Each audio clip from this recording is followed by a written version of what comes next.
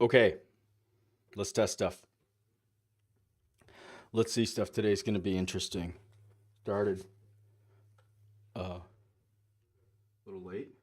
Check my audio. Let's see stuff. Today's going to be interesting. Yeah, okay. Okay.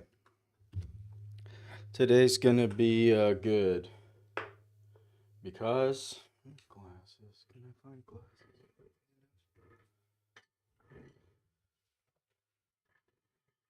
Today's a total like side quest on the side quest on the side quest. Oh, very nice. The side quest was Claudey with a chance of DevOps here. Where am I going? Mm-hmm. Yeah. And then I want to make a little note here on the basis of just on the original idea of what would Vibe DevOps look like.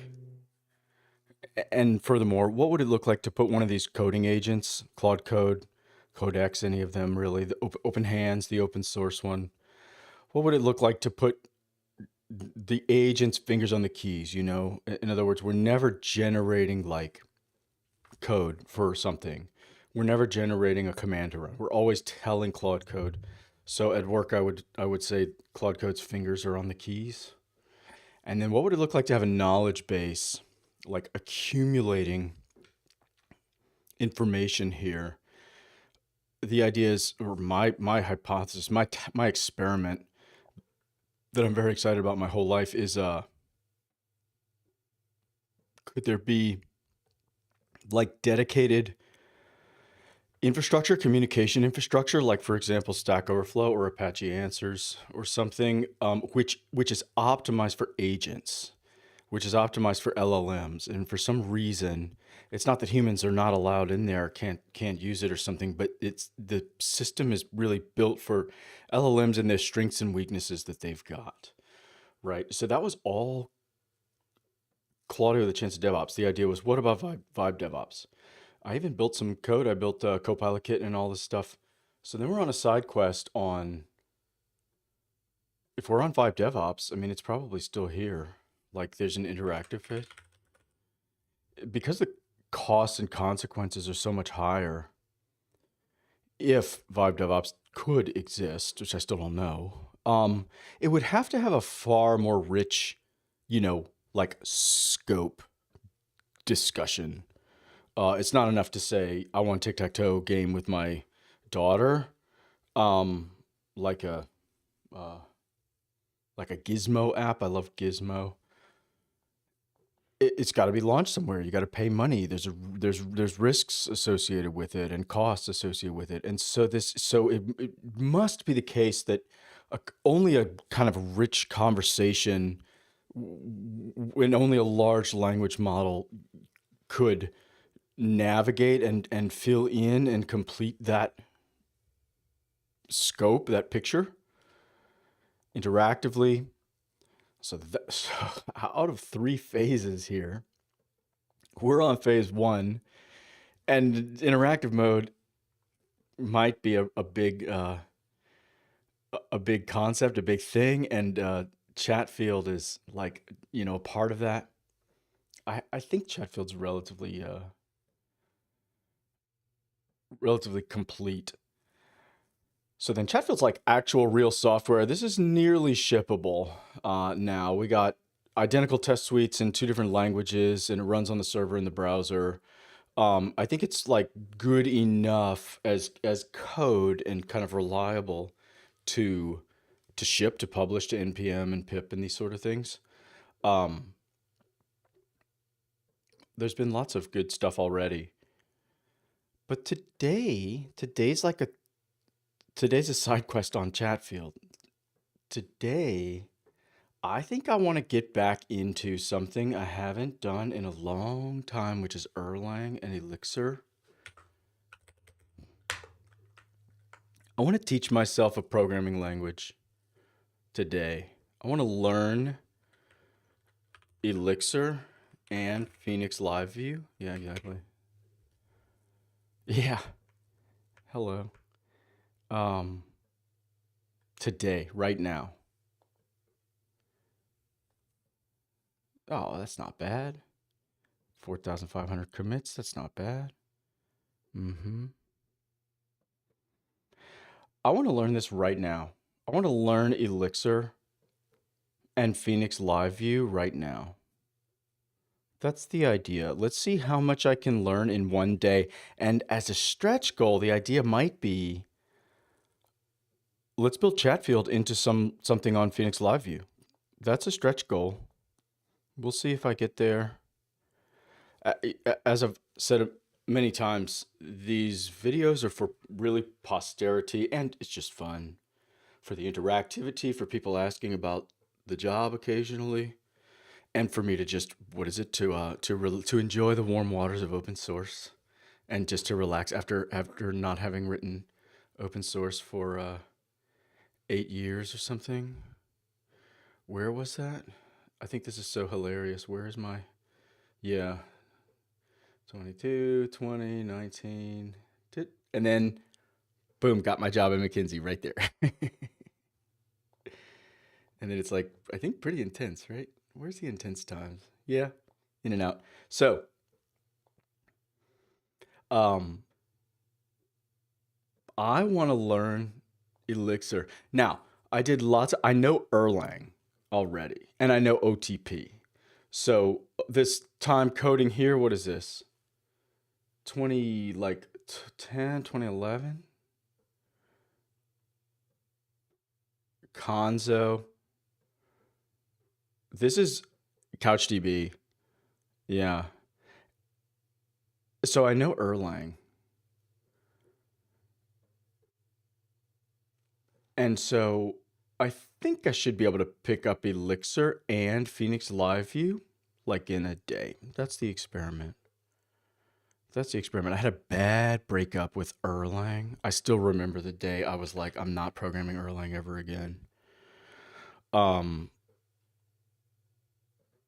Dave Cottlehuber. Let me find my friend Dave. This guy is into, yeah, here he is. Dave.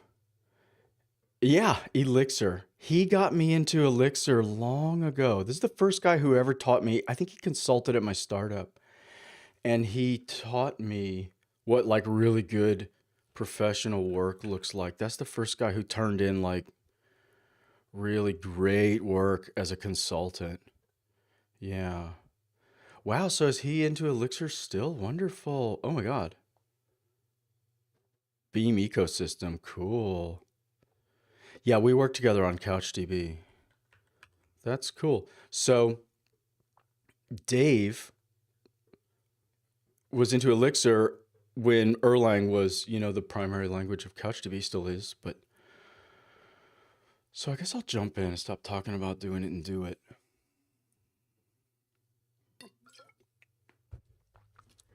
I have this philosophy that all developers, let's get going. All developers now should have a language model just ready to rock. So let's do that. I mean, we write language all day. Of all of the professions. Oh, so let me I don't know, make a new one. What do we call it? Oh, I know what we'll call it. Or actually, no. Let's try this. Let's try this. This might be fun. Let's build it inside Chatfield quickly because I want to see if I could make this app potentially chat. Now that may be awkward. We'll see because it's a separate programming language. So no, what am I thinking? JavaScript. The answer is JavaScript, not Python. That's exactly why I took the trouble to build it twice. That's exactly why. So I'm happy. So we'll try to pull in the TypeScript. That's the goal. Yikes. So Phoenix LiveView is built on Elixir. Oh, here's the repo. Let's get started. Let me get started. So can I even run mix? LiveView ships by default. Do I have like Erlang? Yes. Okay. So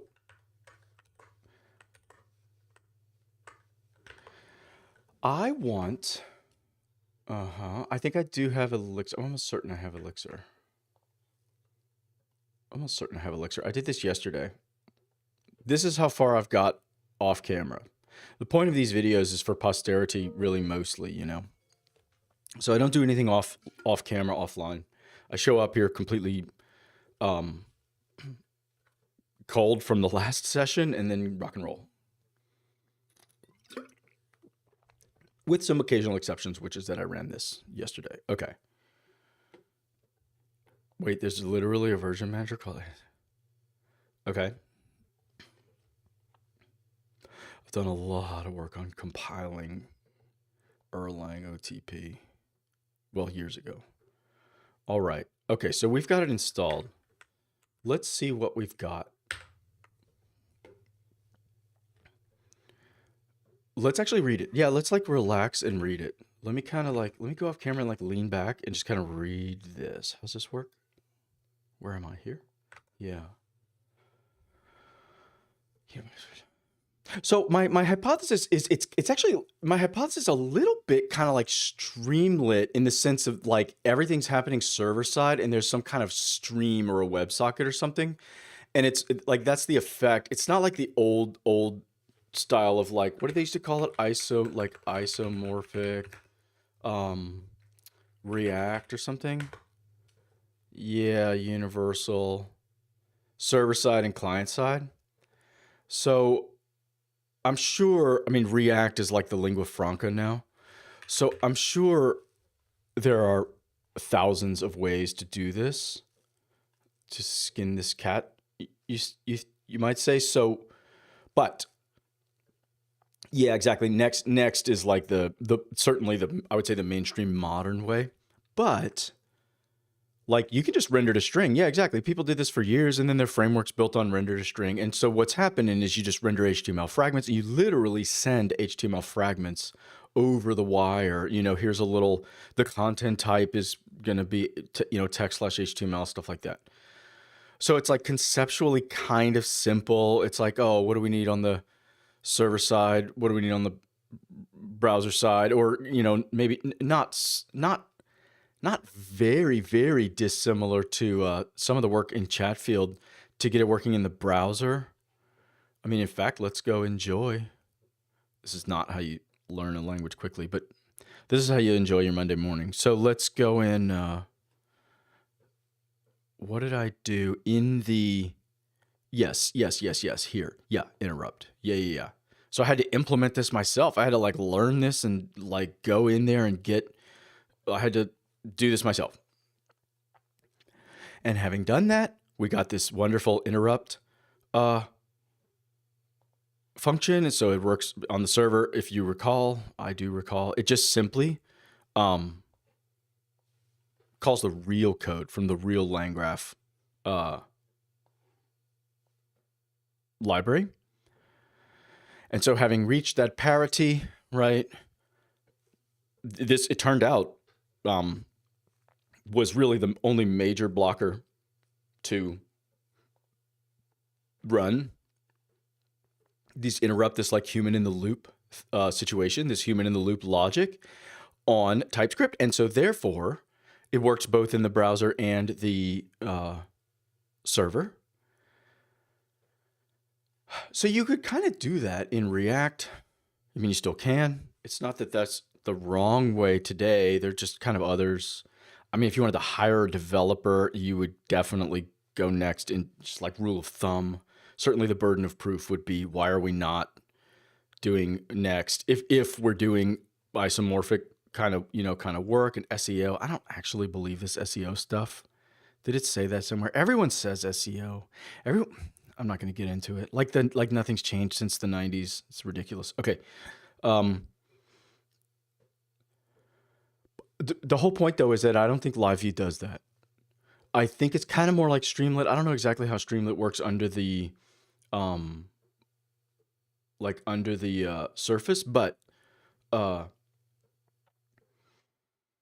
think the point is it's kind of sending like diffs or some kind of stream. They may even literally be strings of HTML fragments or something, but it's kind of streaming along in a way that it's supposed to feel more like kind of Streamlit-y or React-y, where you're, I don't know about the re-render. There is this render here, but of course there's a render somewhere. But the point is, it's not really supposed to feel like I'm schlepping a million little HTML fragments back and forth. It's supposed to kind of feel like you're just building an application. I think like most of the time, I'm not supposed to be thinking about the plumbing, moving things along. Whew, I got to learn some stuff. Okay. Awesome. Now, there are Claude Code skills. Let me maybe not. I say a lot. Don't do two things at the same time. So let me not. They're supposed to be very good. You can teach a Claude Code skill like how to do this Phoenix LiveView, but I don't think I care. You know what I might do? Can I download these docs somehow? How easily could I download? That's okay. That's okay. All right. So let's see if we can like start a project. Yeah, let's get started. Okay, I want to start a Phoenix LiveView project, which pulls in Chatfield standalone. Mm-hmm.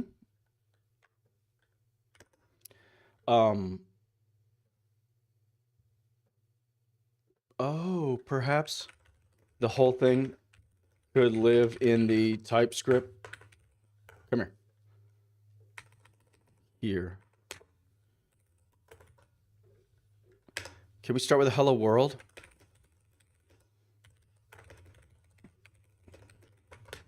Let's get that started. And then meanwhile, I got to learn this dang language and I got to learn this dang framework. I got to learn the language. Now, I'm hoping Elixir, okay, I'm crossing my fingers that Elixir is like CoffeeScript was to JavaScript, that it's mostly kind of syntax. I think, because I think it's going to be using OTP. There's going to be supervision trees. In fact, I was into supervision trees. Did I ever say? I'm actually really looking forward to this because if we get back into Claudey, where's the dang Claudey? Supervision. Yeah. An experiment I want to know is can supervision trees teach us about, not about agents, but about like running them? In other words, like in Erlang, for sure, you can kind of define what does it look like for a process to kind of behave properly or improperly, or it could crash. There's this powerful crash only model, and this concept that, well, you know, the reason I think it could be applicable to agents is like the assumption in this Erlang OTP supervision tree kind of thinking is like, anything could crash for any reason. That's kind of the idea. And then another, I think, kind of like assumption is, well, if something crashes, I guess there's two kind of, as a practical kind of engineer, the way I see it, there's sort of two things. Number one, if you restart stuff, sometimes you get a little window where it works again until it crashes, and then you restart it. And so these supervision trees can restart things, and you can kind of buy yourself time and squeeze out of a bad bug with just that. You know, instead of 0% uptime, you're at like 50 or 60 or 70 or 90. You know, you can kind of get away with some types of crashes. So that's awesome. But then I think the second thing is like you're sort of multiplying the probabilities of failure. If it all fails, then each of the kind of supervision trees, and you can set kind of boundaries and how they restart and restart properties and all of this thing. Yeah, crash only. Yeah, restart. Yeah, exactly. Yeah, stateless too. Yes, yes, yes. Good, Jason from the past. That's right. But that's not for today, but I'm glad to be getting back into OTP supervision trees. Okay, so I've done a lot of talking and not a lot of doing. So let's do some stuff. Okay, I know what I want. Okay, I know exactly what I want. Let's go to, let's do this. Oh, I know. Hold on. Let's get like Elixir going in my editor. Let's see what's fun in here. Nope, nope, nope. How's audio working? Oh, I forgot I'm off. Editor. Yeah, I think audio's still working. Let's find stuff.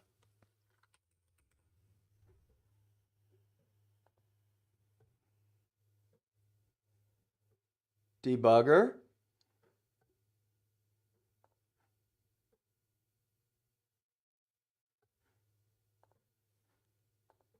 Definitely. Now, do I need this as well?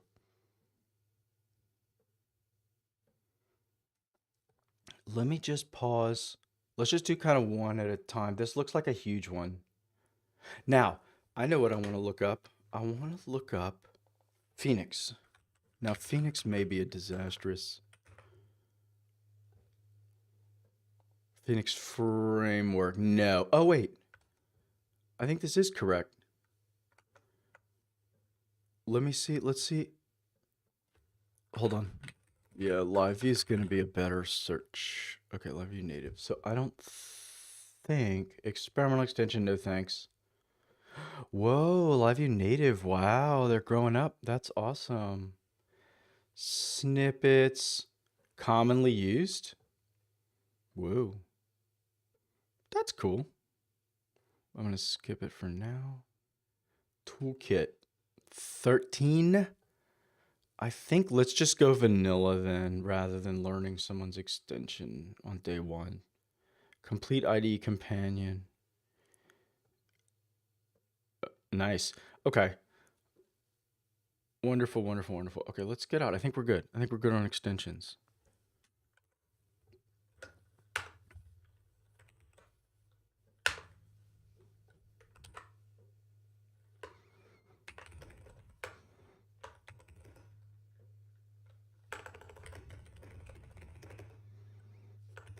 Elixir. Come here. Extension.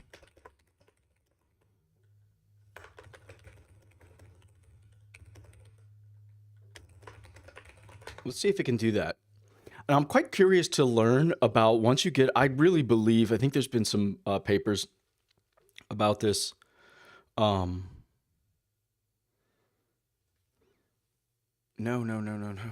Stop. Oh my God. Wait, I think I know what's going on.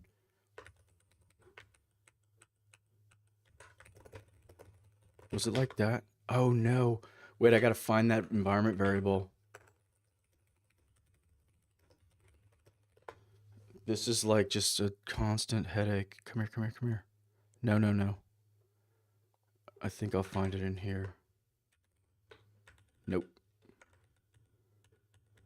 Where's the dang environment variables? Here it is. Come here. Claude bash this one. Let me do this.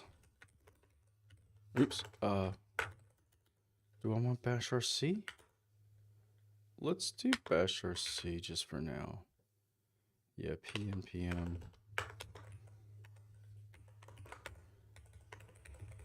So it's got to be one. Okay, let's try that. Let's just do a new one and see if it works. Awesome. So let's get back in. Otherwise, Claude just completely bombs it every time. Oh, and let's pull in the environment variables. Okay. Good. Awesome. So let's just do the same thing again.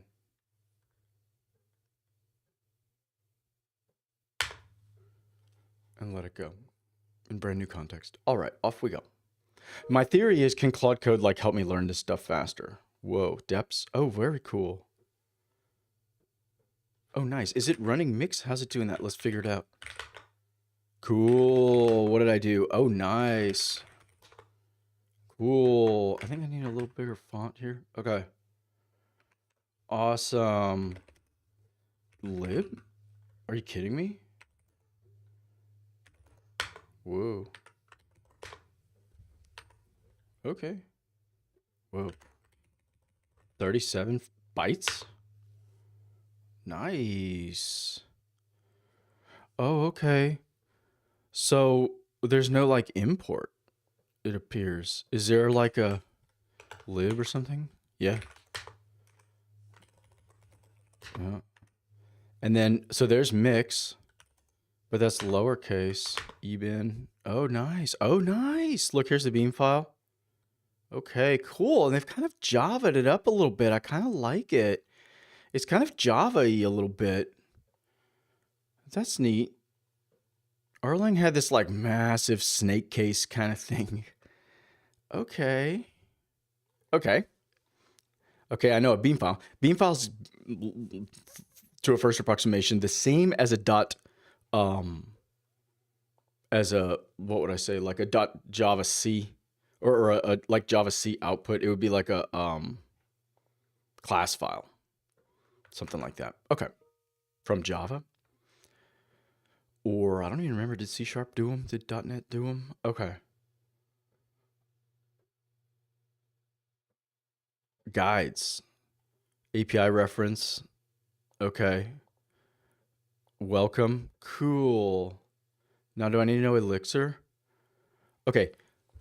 Awesome. Okay. Functional and immutable data structures. Okay. That's like slightly Reacty. The events are either internal application messages or sent by the client/browser. Okay. Sent. Oh, cool. First rendered statically. First meaningful paint. Okay. Uh-huh. Persistent connection is then established. So it Ajax's back or whatever, or WebSocket's back or whatever. This allows, yeah, and then it start, okay. And then is there, yeah, exactly. Is there like RPC calls? To what extent am I like abandoning the web, or maybe I'm ascending above it in an abstraction layer, like in a stack, a web stack? In other words, like, am I going to conduct HTTP queries here? LiveView is included. Cool. You must have already installed Phoenix. Awesome. Oh, awesome. So Phoenix is its whole other, okay, good. Oh, okay. They would seem to be quite closely related though. Okay, let's keep going. Lib my app. Okay, so let's see, what is Claude Code saying? These are, let's just go look. Yikes, what's going on? Oh, okay. Okay, whatever. Elixir, fine. Use F10. Yeah, I know how to, okay. Okay. Yeah, let's go to a TypeScript. Let's just make this Elixir today. TypeScript. Oh, let's just do this. npm run clean. Is that a thing? Oh, nice. npm run build. What is it? Let's see if I can remember. Browser : standalone. Come on, Schwartz. 4 templates. Oh yeah, I wrote a whole new template. Maybe it would get shaken out. It would get tree shaken out if I really shipped it. Oh, which I'm about to bundle. But what did I do? Oh, for last week's challenge of completing of any form in any language by chatting with it in English.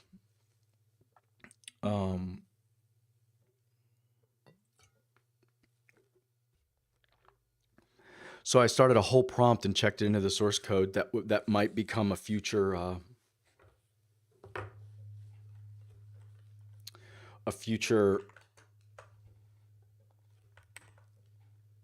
what am I trying to say here? It'd be the first layer of like inputs. Yeah, inputs. In other words, creating Chatfield from an input. Like, hey, here's a bunch of HTML. You make a Chatfield object for me now. And I want to get to this. I want to show that I'm into this concept of conversational computing, and I want to show that we can complete a PDF form like let's say starting at a new doctor's office while driving to the doctor's office. That's the idea. In other words, just shouting into your car's speaker with your eyes on the road, driving safely. That's the idea. So let's keep learning Elixir. I haven't done anything yet. So the behavior. Yeah, so let's see it. Did it run it for me? Cool. Thank you. Oh, let's go to this one. Oops. So here it is, Chatfield Phoenix. There we go. Let's just rename it.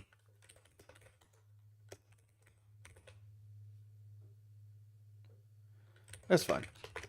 Oh, let's make this one a little bigger too. Okay, so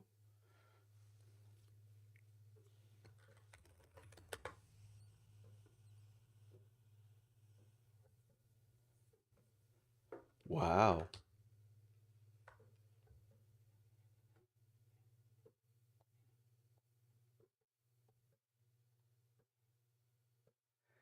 Cool. Okay. Oh, let me click myself on and go. Keep going.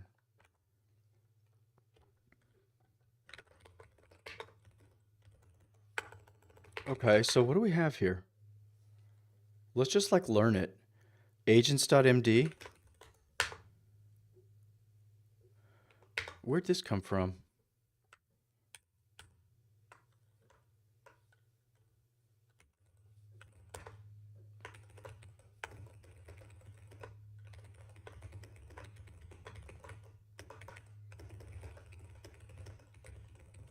Let's see if there's a thing. I'm not sure to what extent I can introspect this thing, frankly, in a conversational UI. And my hypothesis is Claude Code and its competitors are in ChatGPT and vanilla Claude and all that.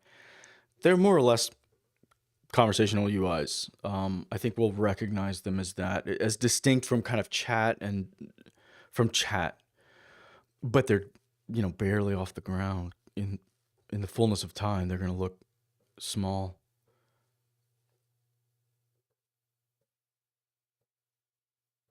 What? I don't know if I believe this. I don't think I believe any of this. I don't believe any of this. Nope. Don't believe anything. Does it? No, no. Let's get back to the old conversation. I don't believe any of that, frankly. Okay, let's keep going. Yep. Debugging enabled. Well, actually, let's just go. I mean, if the theory is like the tedious stuff, if the theory is these language models accelerate me, why don't I just do it like the others? And let me start closing some code here. Nope. Nope. Oh yeah, tomorrow's plan. No. So then let's get into, let's see if I can actually run it that way, like easily. So here's Elixir, Phoenix server. Yeah, go. And then if I just press F5, I should get, now I believe I'm going to have environment variables missing.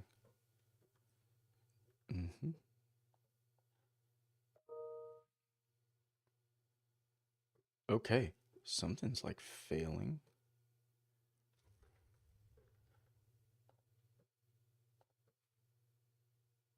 Okay.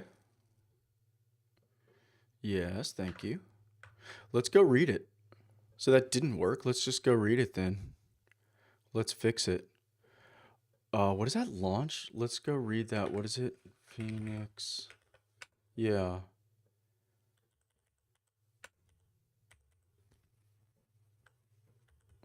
Not sure if I love this. Tests. Run current file. Don't think I love that. Let's see it. All right, what is it doing? Oops.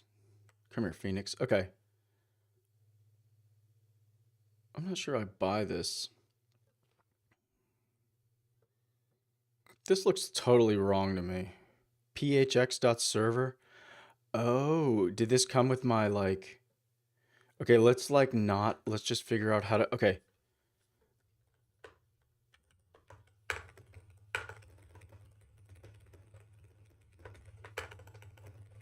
All right. Yeah, let's see it. Let's go. I guess let's use the black one for. No. I'll use TypeScript. Okay. Yes, mixed PHP. Okay. Cool. Let's try that.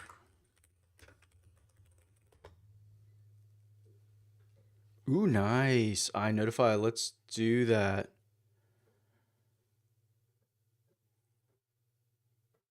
File system worker. Cool. Live reload.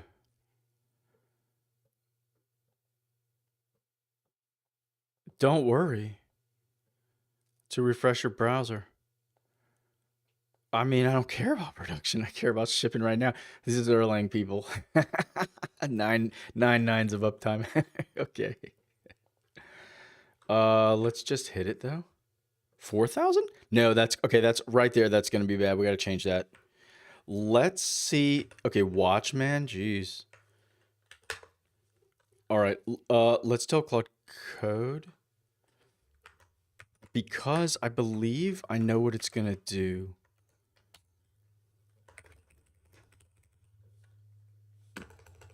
We need to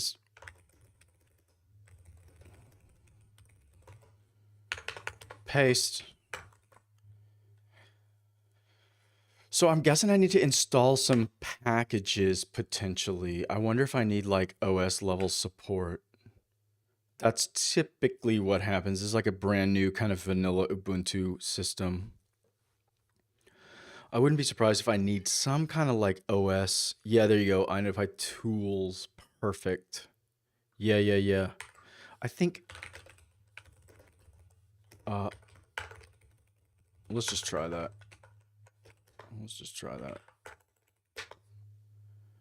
Shh, easy. Yeah, and then the library. Okay, cool. That should be fun.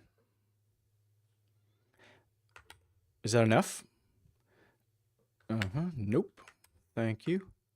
So let's try it. We installed iNotify tools. Come on, Schwartz. Hey, cool. Good. Okay, Watchman. So let's look at that. What's going on with Watchman? App cache search Watchman. No. No, Watchman. Watch files. Okay. Let's do it. That seems fine. We'll do some Watchman. PCRE3 regular expressions. Good. I love myself a Perl compatible regular expression for sure. Okay. Now what? Okay, so that's in there. Let's see. That should kind of run now. Tailwind. Cool. Okay. Now, what's up with this 4,000?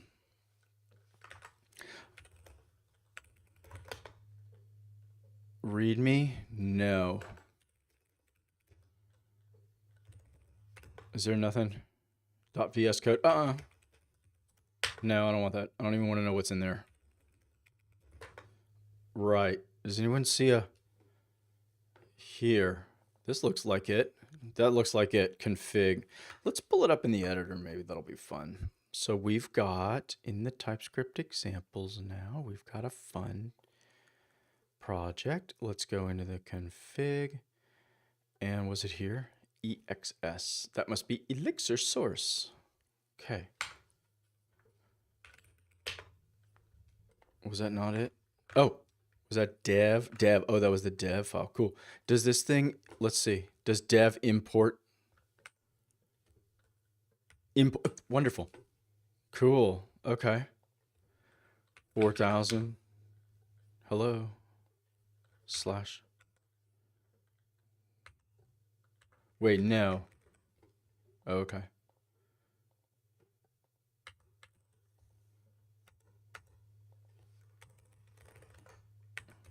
Okay. I've got like no input to this thing. Okay, weird. Okay. So this is... Let's try something else. 4,001. Yeah, let's do that.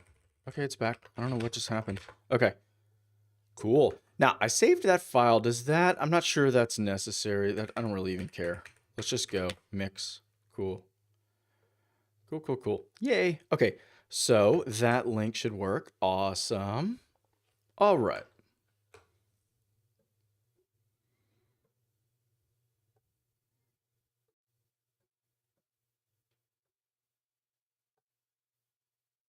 Mm-hmm. Okay. Okay. Is state changing in here? Wonderful. Handle event increment. Oh, cool. Ooh, nice. Let's go read about that. That's cool. So if I look for increment, yeah. No, I don't think that's relevant. Totally. Oh, that's the README. Increment. Uh-oh. No way, no way. Oh. Wow. Is this like some Elixir like compiled or something? Cool. Whoa. Okay. Add base. All right. This looks like compiled JavaScript of some sort, obviously, or like it's certainly at least rolled up, obviously. Okay. So let's keep going. Wait, what's going on with no decrement? Why would it not? Okay, I got to get to the bottom of that. This will be a fun challenge. Why is decrement and increment? That's obviously a thing. So let's find that. All right. This is settings. This is configs. Let's read some code. Config. Okay. Test. So is this a top level application? Project. Oh yeah, here it is. Or is it? Okay, so in Elixir, your atoms are in Erlang, it would just be log or like that. That would be these are like integers effectively, ultimately. These are like all like unique integers. And so they stole the Ruby.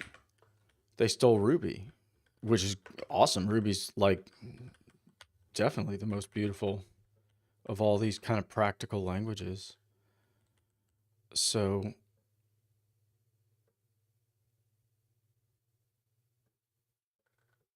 no, this is not like the application. Okay. Tons and tons of tuples. So they're super Erlang-y, where it's all like tuples. It's all these tag tuples, hero icons, tailwind. They do these sort of lists of tag tuples, kind of in the same way that most other languages do, like mappings or dictionaries or JavaScript objects or something like that. Okay, Jason with an A. Okay, what is that? Okay, let's focus. So I want to find. So yeah, this is like the config. This is ops, not dev, right here. This is all like ops. We're setting up paths. Cool. We're doing like dependency definitions or something like that. Depends. So and then okay, cool. This is list concatenation. I think it's exactly like Erlang, if I recall. So deps is a function called deps. Okay, cool. And it returns. Nice. And it's just like Erlang where there's no return statement. You just say what you want to return. There's effectively one command, one expression in every function. That's cool. It looks similar. I wonder if Erlang has exception or Elixir has exceptions. I should call up Dave. That'll be fun. I should say hi, Dave. I haven't talked to him in years. I can't believe he's still an Elixir guy. That's so great. Okay.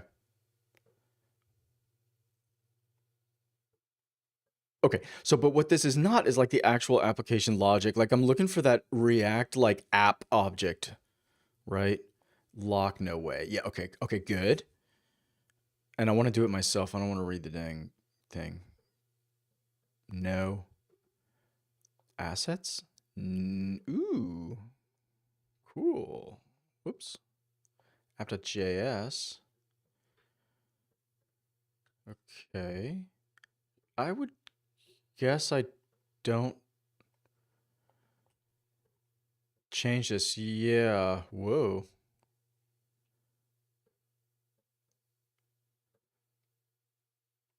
Ooh, interesting. Okay.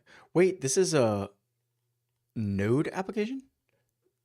Okay, I don't want to know app.js right now. I'm not sure if that's proper source code or not. No. Cool. What else? All right, let's get into here. No. Test no.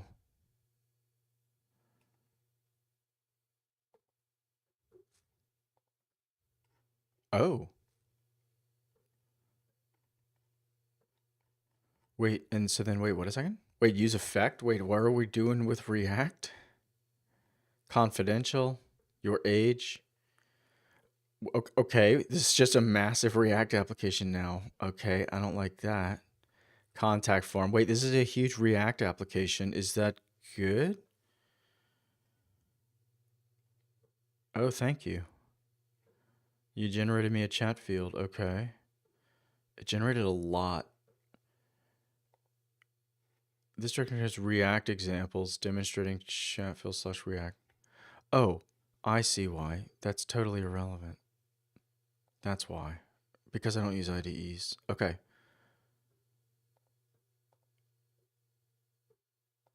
Well, let's read. Okay. Let's read this mix again. Oh, cool. Okay.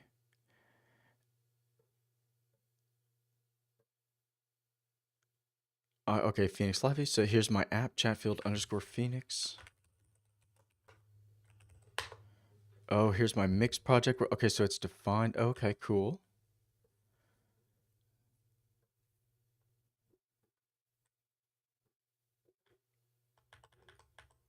Ooh. Mix setup. Oh, cool. So I can do a build then. I can say mix build. Is that what you're saying?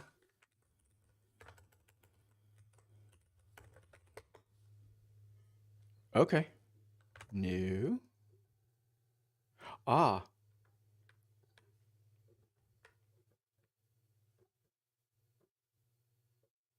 See the documentation for mix. Okay. I don't believe this is going to work either, right? Oh, go. It does. Okay. Okay. Oh, okay, good. Oh, I see. Asset stuff build. Cool. Yeah. Come on, Schwartz. Yay. Okay. Awesome. Yeah, so this app.js is dumped out. All right, what else?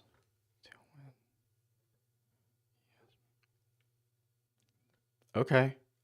So it's doing tons of JavaScript, way more than I was expecting. I was expecting this like Garden of Eden.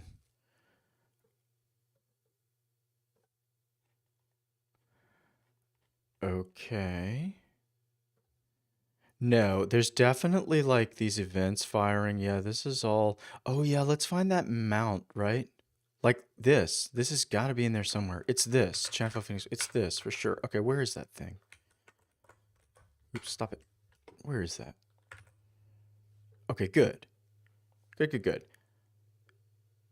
Chatfield Phoenix Web is my application's like namespace for sure. Okay, awesome. So then I just got to find where it's defined. Okay. Cool.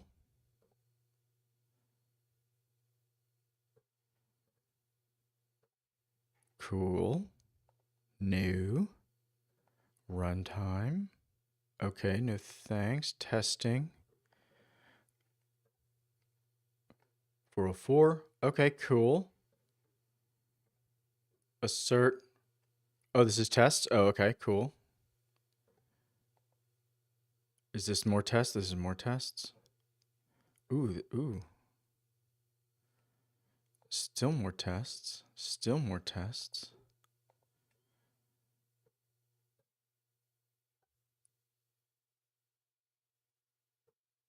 Let's do this. Chatfield Phoenix Web. Yeah.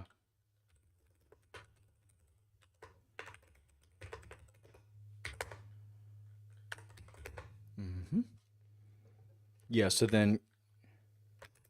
Whoa. Oh. Whoa. There it is. Yeah, that's faster. Definitely.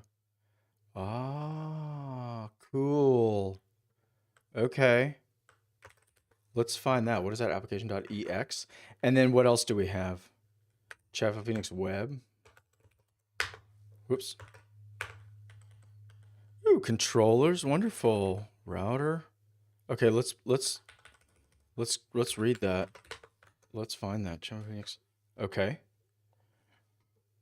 Here we are. Lib. Oh, here.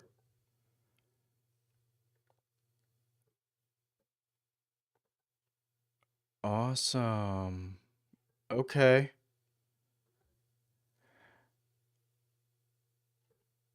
Do not define functions inside quote expressions below. Huh? Let me read this. The controllers, components, channels, and so on. Okay. So what's a controller?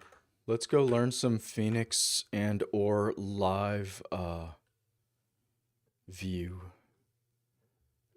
Up and running. Two mechanisms. Aha.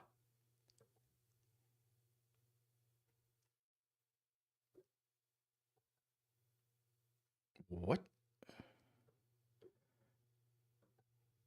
Wait, wait, what? No. What? What is this? Excuse me? Oops. I see. Do I change this? XXX? Oh no. Oh, okay, like Erlang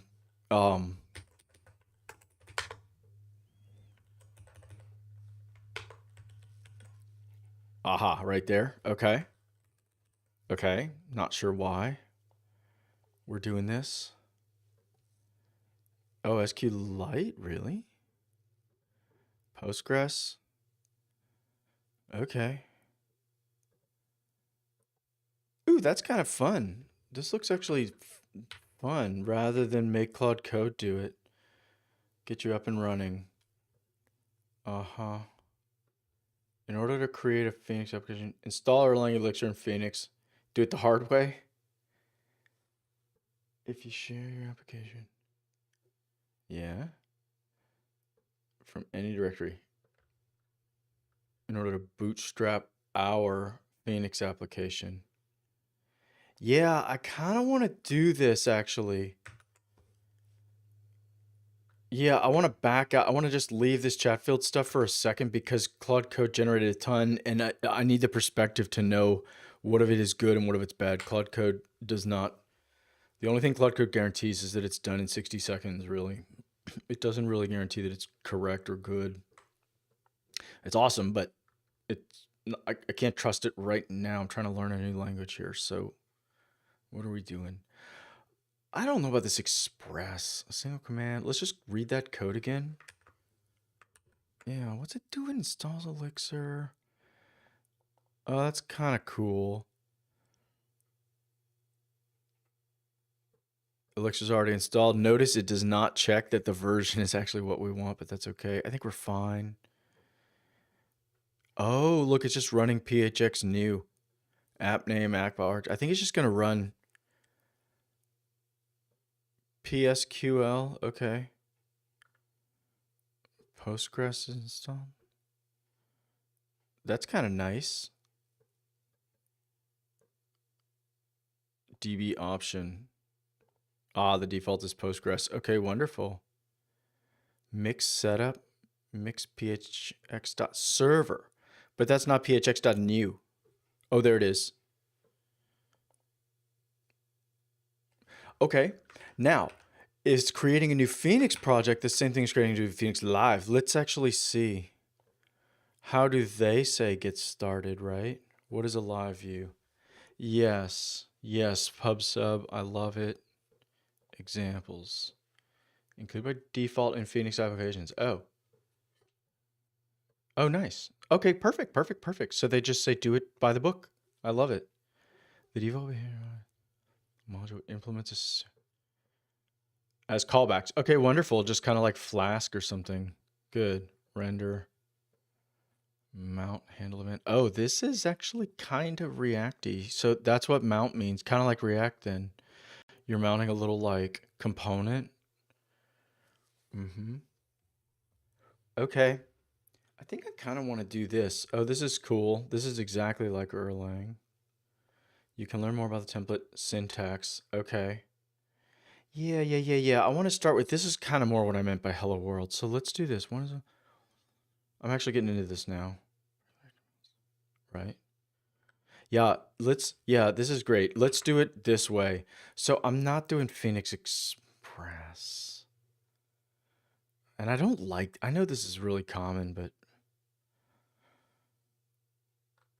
okay, I know what I need in the meantime.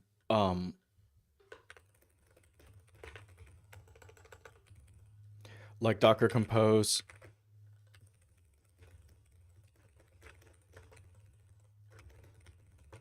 I want to run Postgres in a container real quick. I guess we could do SQLite, but I'd rather do Postgres. Okay.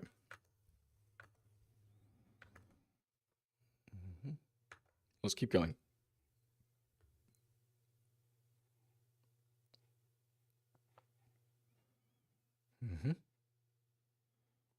From any directory.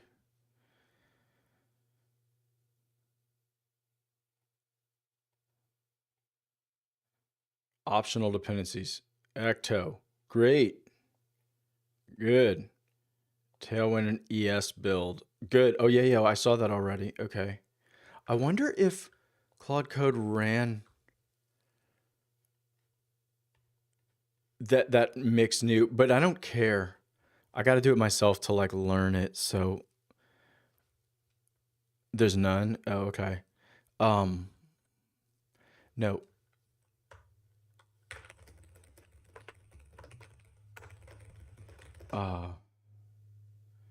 At the top level. Okay, so I'm just gonna make it give me a Docker Compose with a Postgres. Hopefully it'll pull that off. And then let's keep going. I want to do this. Okay, so let's do it.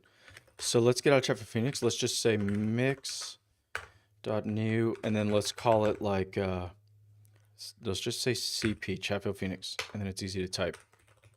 Come on, Schwartz. Yes. Wonderful. Yes, good. Let's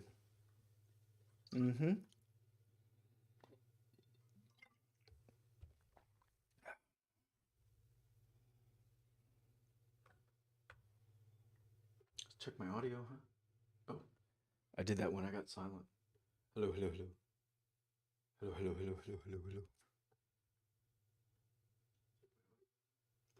Yeah, I think it works. Okay. Whoops.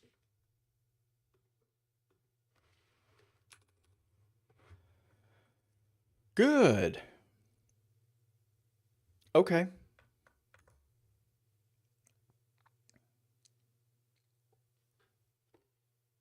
Phoenix promotes usage of Git. Oh, interesting. Okay. Git ignore. We can git init. Oh, nice. Thank you. Oh, so they're going to generate me a git ignore. Okay, thank you. Yeah, exactly. Okay, this is kind of a lot. This is cool. Create your database. Ooh. Yeah, let's see how that's going. Wait, just Postgres. Postgres plus Redis. What? Who? Let me ask clarifying questions. Okay. Shh. Oh my God. Do you want to configure the Phoenix app? This is very much like the sort of thing that I'm going for with Chatfield, though, stuff like this. Exactly. Actually, it's a little bit encouraging that like there is obviously a correct answer and these are all silly questions. No. Literally just do what I said.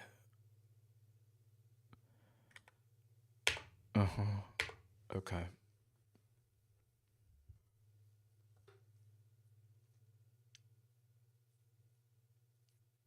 Oh, you know what'll be fun?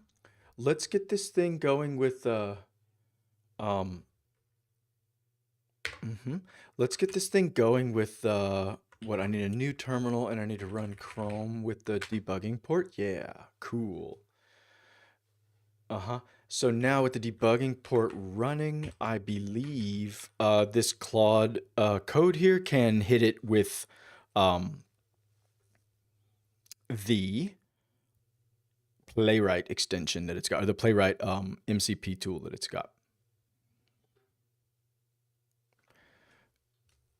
Connection string. Okay. You can customize these by creating a .env file. Okay, don't care. So then let's follow, where was I? Whoops, here.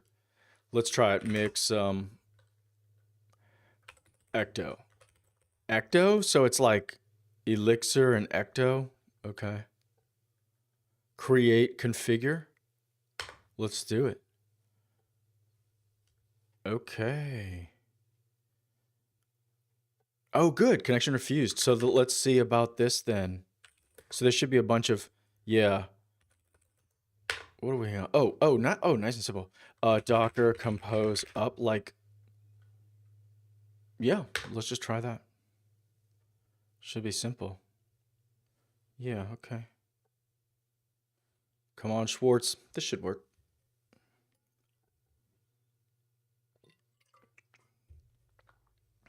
Cool. Let's try again. Hey, awesome. Okay, so now we got a database. Can you give me, let's do PSQL, huh? Like create a PSQL.sh file, which just runs a PSQL to connect into a container. I mean, I literally could erase it and try to do the same thing. PSQL. Oh, okay, good. Whoa, is that really the thing? Okay. Okay. Let's do some Postgres clients. Command line client.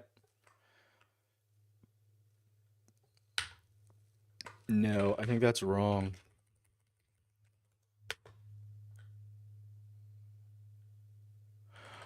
Oh, whoa. Oh, awesome. But that's okay, cool. It's running it. It's literally running it from within. It's using Docker to run the client itself. Okay, fine. I installed it into my system though, just because you gotta have PSQL.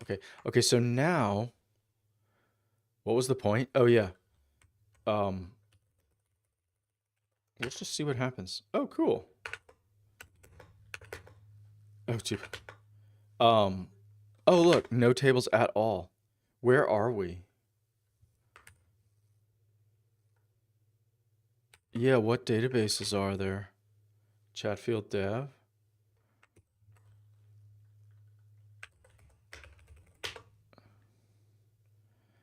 Oops.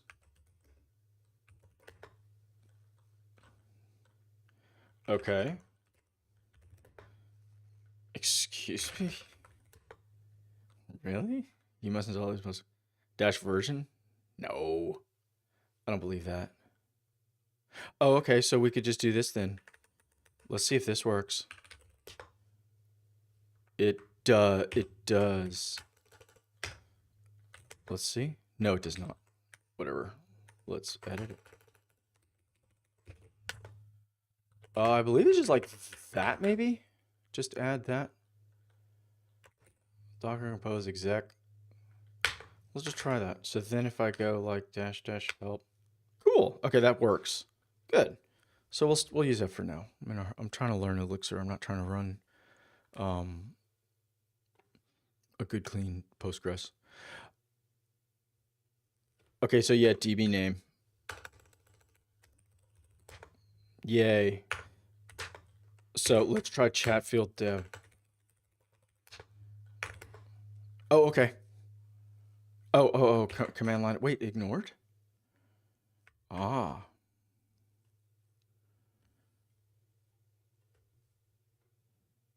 Dash DB. Let's do it this way. Awesome. Okay, now there are no relations for real. Okay, cool. Cool. So what did Elixir say to do then? Let's keep going on Phoenix. Where was Phoenix? Here. It said ecto.create, start your Phoenix app. You can also run it inside interactive Elixir. Oh, awesome. So I'll have a terminal. Okay. Ooh, I think I want this. I think I do want this. So yes, cool. So I can inspect stuff. This is like a little kind of debugger thing. Okay, awesome. Neat. Ooh, breakpoints. Cool. Is it like that? Awesome. Cool. Where am I? Is it a function? Ooh, I gotta pass a print a current location. I gotta pass an argument though. That's that. Okay. Okay, neat. So I got a little debugger. ls. Oh, whoa. Wow. Okay. All right. Neat. Love it. Compile a file. Oh, okay. I mean, Erlang has this massive like runtime support for recompiling and swapping out files without tearing down. Basically, that's the reason everything has to be immutable and message passing and all of this is precisely for that reason. That only with that kind of level of isolation can you say, all right, from now on, all subsequent messages passed or function calls or whatever you want to say, route to this newly compiled code instead. And the VM can support like 2 modules of the same name, you know, compiled and loaded at the same time so that it can kind of blue-green switch over. I frankly, I found that building web applications with that, it didn't help because so much of the rest of the web stack is like so kind of unreliable, and it's made to be anti-fragile kind of like it for web applications. You know, people have like huge CI/CD stacks that run on, you know, GitHub Actions or whatever it is. And so to have this thing swap out modules in this way without shutting down is effectively kind of a niche, like super high end, super niche situation if you're building web applications. Okay, cool. Anyway, let's go. Next. Oh, awesome. Okay, so it's a debugger. Okay, cool. And are we running? Let's see.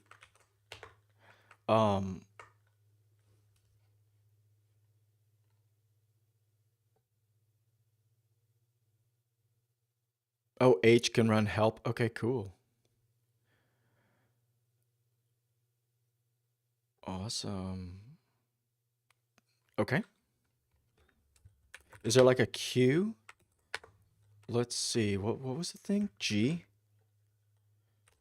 Ooh. Ah. So I go what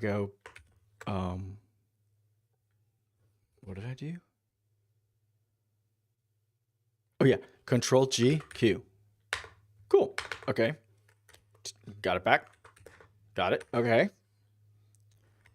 So then so with this, so let's get back into the, I know what I want. So let's kind of get out of here, get back into the more minimal one and find, so then the config/dev should have my port again. Here it is. So let's make that 4002 just to be 100% certain that this is a new thing. Now, ooh, I kind of wouldn't mind running it in here. Let's do that. Terminal. Yeah. Let's source the, I know I don't need these for a long time, but okay. And then, what is that? CP. Let me see if I can remember. Ooh, I can't. The something dot. No, I can't. IE, way off. Dash S. Oh, interesting. Is that like Python dash M? Let's see.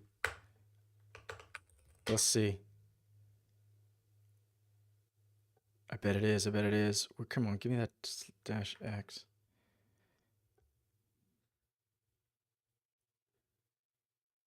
Oh, Elixir dash help. Okay, okay, okay. So it's telling me do Elixir dash help. I bet you there's a big S in here. Where is that? I bet you I could even, oh, it's not too much. Here it is.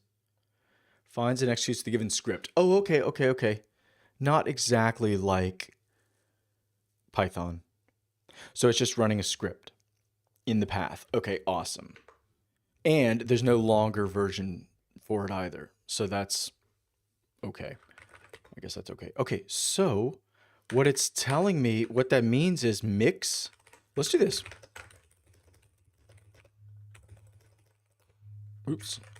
D. Whoa. Of course.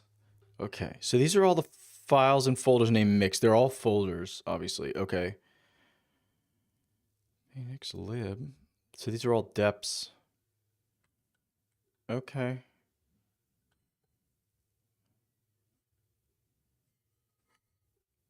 Okay. All right, what else is it? Mix. And then phx.server is obviously like my like unicorn or something server. Okay, cool. Or it runs that in the background or something. Okay, Control C to exit. Oh. Control C Q. Kill. Okay. I like my Control G better. Oh, I can't. Never mind. Never mind. Okay. Okay. Good. Good. Good. Got it. Okay. So wonderful. Let's go to 4002 and see what we got. Come here. Uh-huh. Okay. This is the hello world. Cool. Phoenix. I wouldn't mind making an API in Elixir. I wouldn't mind. I would really think about the only problem is I kind of love GraphQL. And so I'm not sure what the like relationship and boundary is there. I would guess it's probably good. The thing with Elixir and just the thing with all this like Erlang that's so people talk about this a bit, which is that you start to draw from a self-selecting group of basically elite or just better candidates really when if you're in this it reminds me exactly of New Yorkers. What I realized kind of living there is it's not that it's expensive, it's that or that's not the interesting thing about it. The interesting thing is every single person you meet, just literally everyone, that's like not the most important thing to them in their life. That there is a cheaper place to live somewhere. That's not their top priority, and so that's what puts and you that's kind of the only thing you know about New Yorkers is they don't mind in some sense the cost, and so you just realize you're living with like this massively bizarrely self-selected group of Americans, or I shouldn't of humans, all the New Yorkers.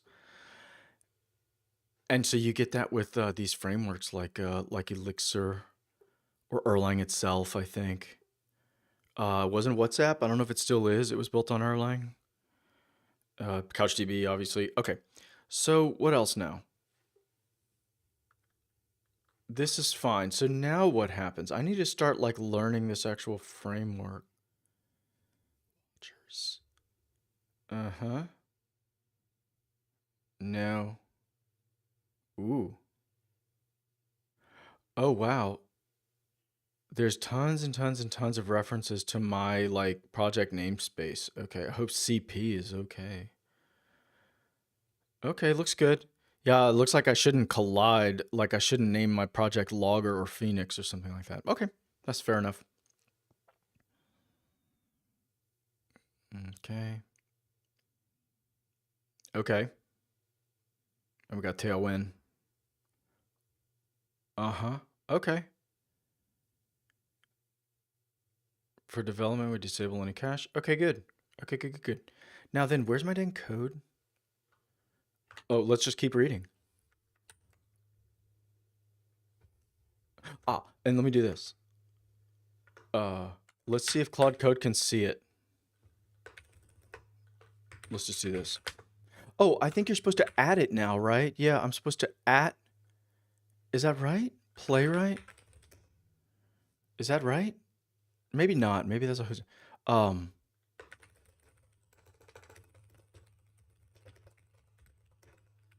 two.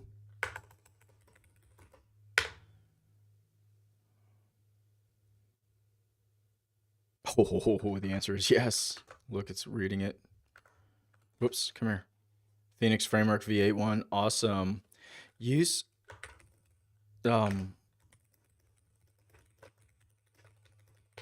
right, pull up the docs. No hands. Yeah, awesome. Thank you. Okay, so let's keep going. This is Phoenix. Let's just stop. Let's go to Phoenix. Where is that? Come here. Woo. It's not a module, I would think, right? No, I don't see it in here. LiveView. I don't see it in here. Yeah, let's just pull it up. Okay, here we are. Welcome guide. LiveView, thank you. First Meaningful Paint, thank you. Yep. Okay. My web app. Ah, it's included by default. Okay. You've installed it. Done. It's outlined by a module. Yeah, I want to see this module. Oh, ooh, okay. Good, we're writing some HTML. Finally, okay. Let me see if I can find this mount.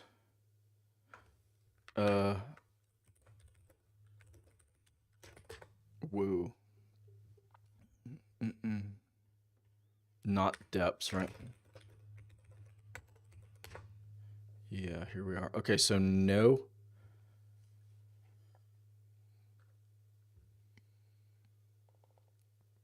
And no.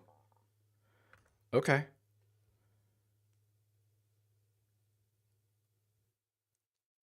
Write the file below to. Okay, let's do it. Live. Okay. So let's see if there's a live in here. No, right? Okay, so Control C, quit. Okay. Right. Okay, whoops. All right. Thermostat live. Okay. Yeah, let's just do that. .ex. All right. Where's that? Here, here, here. Okay. All right. My app web. Surely that's not right, right? Oh. Okay. The module has 3 functions. They're all callbacks. Yes, they are. Render receives the socket, assigns. Oh, I see. Okay. Responsible for returning the content to be rendered on the page. Ooh, the tilde H sigil. Cool. I don't remember that from Erlang. To define. Oh, this is this. Do they say Heeks? Cool. So that's their templating language. HTML plus EEX. Oh, okay, cool. Elixir's built-in templates. Awesome. HTML validation. Great. Cool. The template said, yeah, definitely. Okay. The data used on rendering comes from the mount callback. Mount is invoked when the live stream starts. In it, you can access the request parameters, read information during the session. Okay, cool. So is this like the state? If this were, I don't want to go too crazy, but if this were React, would this all be like the state and the props kind of thing, the data? The socket is where we keep all state. Okay, weird. Including assigns. Mount proceeds to assign a default temperature. Okay. If you look at the HTML render, you will notice there's a button. Yes. Event is sent to the server. Okay, cool. Yeah, I want to see that. I want to see these events. That'll be fun.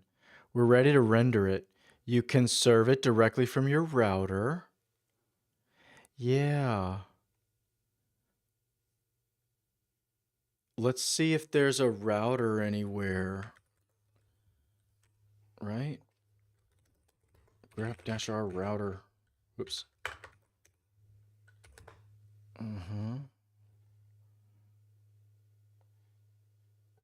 So these are libraries. These are like, yeah, these are dependencies. Let me filter those out again. Whoa, hold on. It's hard to read. Okay, there it is. These are underscore builds. I don't care. Here. Ooh, this isn't bad. Oh, this is super awesome. Okay, okay, I found it. See, okay. Wow. So the okay. This is kind of like this is super Erlang-y. I see. Except it's underscore web. I get it. Yeah. So then I see. And then this is like somehow the web part of the application rather than the application part of the application. Okay. So what's the CP application? Telemetry. Okay. Yikes. Okay. Pub sub. Interesting. So this is like the, okay. And then the web is just the web. Okay, cool. And here's my router. Finally piped through. Okay, cool. Page controller. Neat. Get / page controller. Home. Okay, cool. Teach me how to route now. Scope. Okay. CP web. Wonderful. Pipe through browser. Okay. Live. Ah. Now, do I have to like import live in some way? Let's just say no. UCP web router. Okay. Let's keep going. Let's do it. So they're saying, what is that? So there's a get. Oh, so instead of a get, there's a live. Okay, neat. Let's try this. Let's try therm. Save it. Okay. And then does this run? What does it do? Yep, IEX. Okay. Good. This is good. Am I not semicolоning or commaing? Oh, I noticed they're not freaking out on commas like Erlang used to. Yeah, Erlang had this totally bizarre opinion about commas. Okay.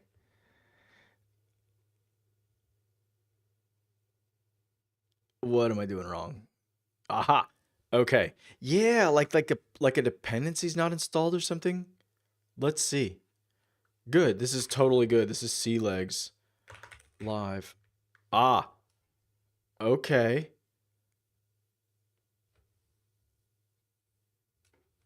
Okay. This is interesting. A module which implements functions. I don't think I ever implemented that, right? Did I not implement that? Let's see. So let's see. Whew. Oh, you know what? Before I make changes, yeah, let's get this out of here. Save it.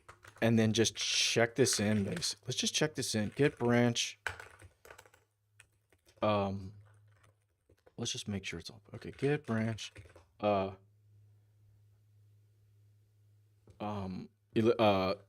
Phoenix LiveView. Let's just do that. All right, we're on LiveView. Yep. Whoop. Stop it. Copy paste. Okay. So we're on LiveView now. So let's just check all this in. Is there any like git ignores here? Yes. Okay, cool. Oh, wonderful. Yep, very happy. So, yes. Did I actually run the command? New? Yeah, I did.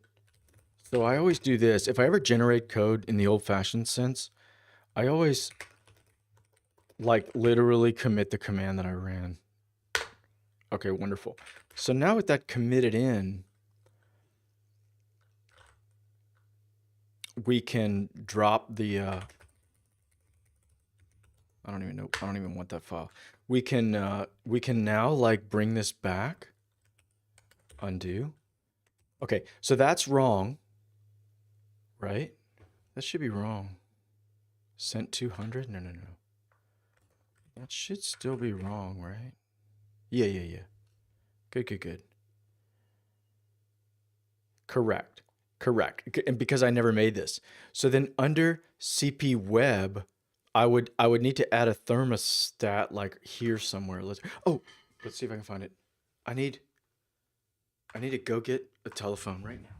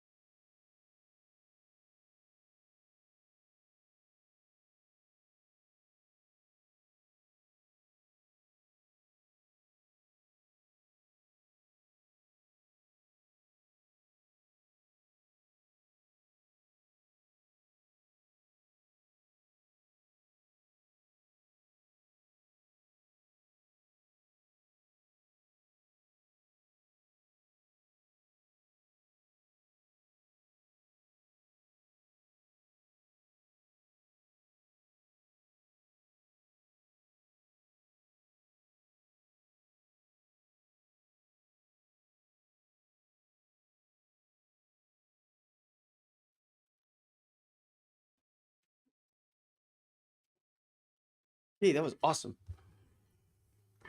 Let's keep going. I had to run out. I forgot something. Okay. So this makes sense because I've never defined this file. So let's go do that. So they're saying live slash live slash thermostat underscore live. So lib cp underscore web, and then there's this live now, right? Wait, where is that? D name live. Ah, that's wrong.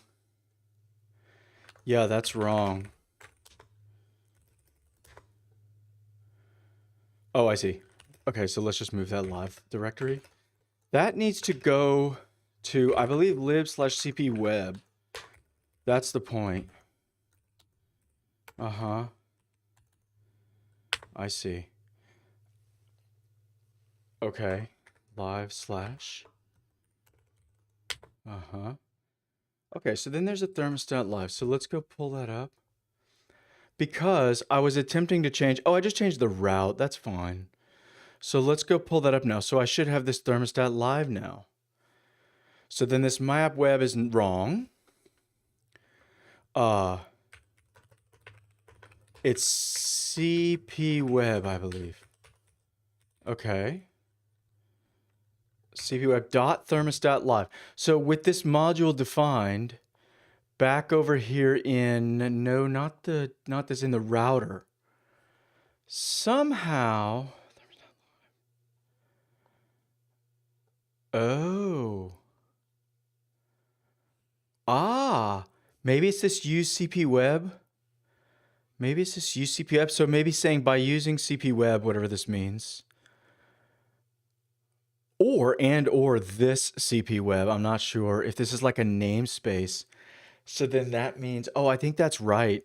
This is like a namespace. So what that would mean is this page controller would also be defined somewhere in here.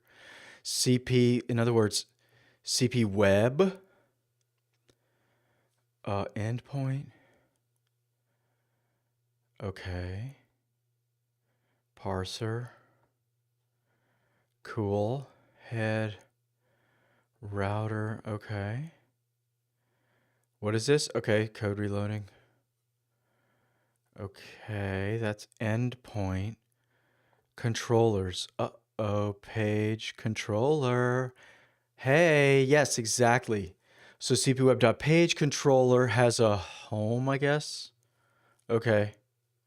Okay, and this is Erlangy. If you underscore it, it means you're ignoring it. That's awesome. So,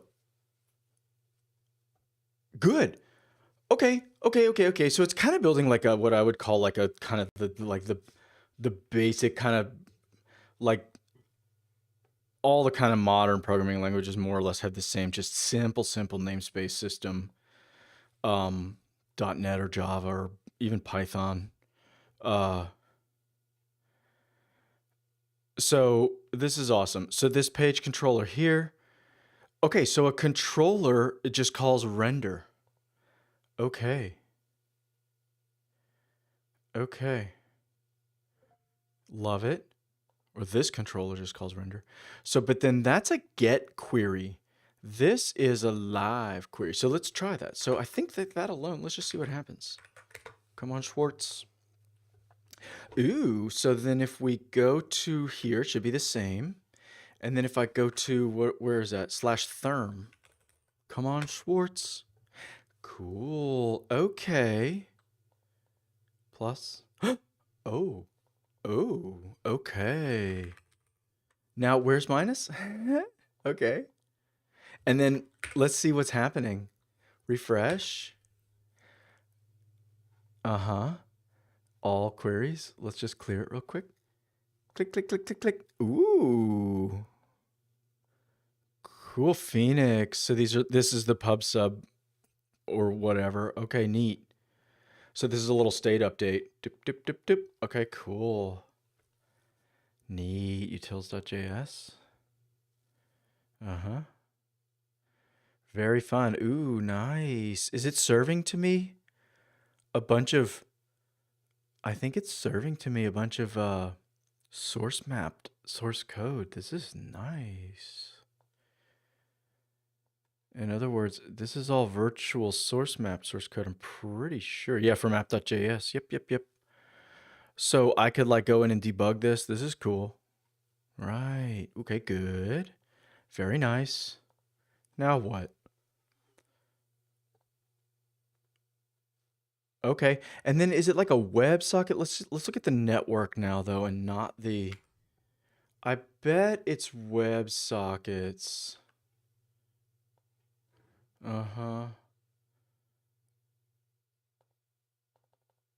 No? Really? Messages. Yeah. Click. Yes, there they are. Okay, cool. So there's WebSockets going over the wire. Gosh, these almost look like little Erlang tuples. Okay, cool. They have little IDs of some sort. Okay. Oh yeah, that's super Erlangy. Okay. This is like the most famous Erlang atom ever. Okay. It's so like, okay, good. Okay, good. Yeah. So it's, I mean, I don't know if it's fair to say it's Streamlitty, but I mean, it is streaming state back and forth. So that is awesome. Now, why do I only have, let's just have a little bit of easy fun here and go into the, yeah, thermostat live. Okay. Awesome. So here's a button. Wait, why is that button totally ugly? Is that a real button? Let's do this. Break again, button again. So that's deck, right? And then that'll be a minus. All right. Ooh. Thank you. Very cool. So it's re-renders down. Ah, good. There's an error. Wait, did it throw? I should have. Yes. Awesome. And then let's see if like the debugger helps me at all. So I go plus. Hey. Escape. Or let's just look at the console. Reload. Plus minus. Ah. Is this useful? Yikes, gen server. That's no joke. That's like OTP. If that's the same thing. I bet it is. I bet Elixir has like renamed all this stuff from the slightly kind of old-fashioned Erlang snake casing into this somewhat more modern looking like camel casing. I bet you that's it. And then otherwise, this is kind of a bog standard Erlang stack trace. Okay. Failed to push. Okay. Where it basically it should say there's no such like target, there's no such function. That's more or less what the exception should say. There's no decrement. In fact, let's just search. I don't see if I see it. Where is that? DEC underscore. There it is. Handle event. Decrement temperature value. Socket ID. I want to just see like how does it know, or how do I know? Try, handle, do apply. Process. So here's a payload. Here's a state. This is it.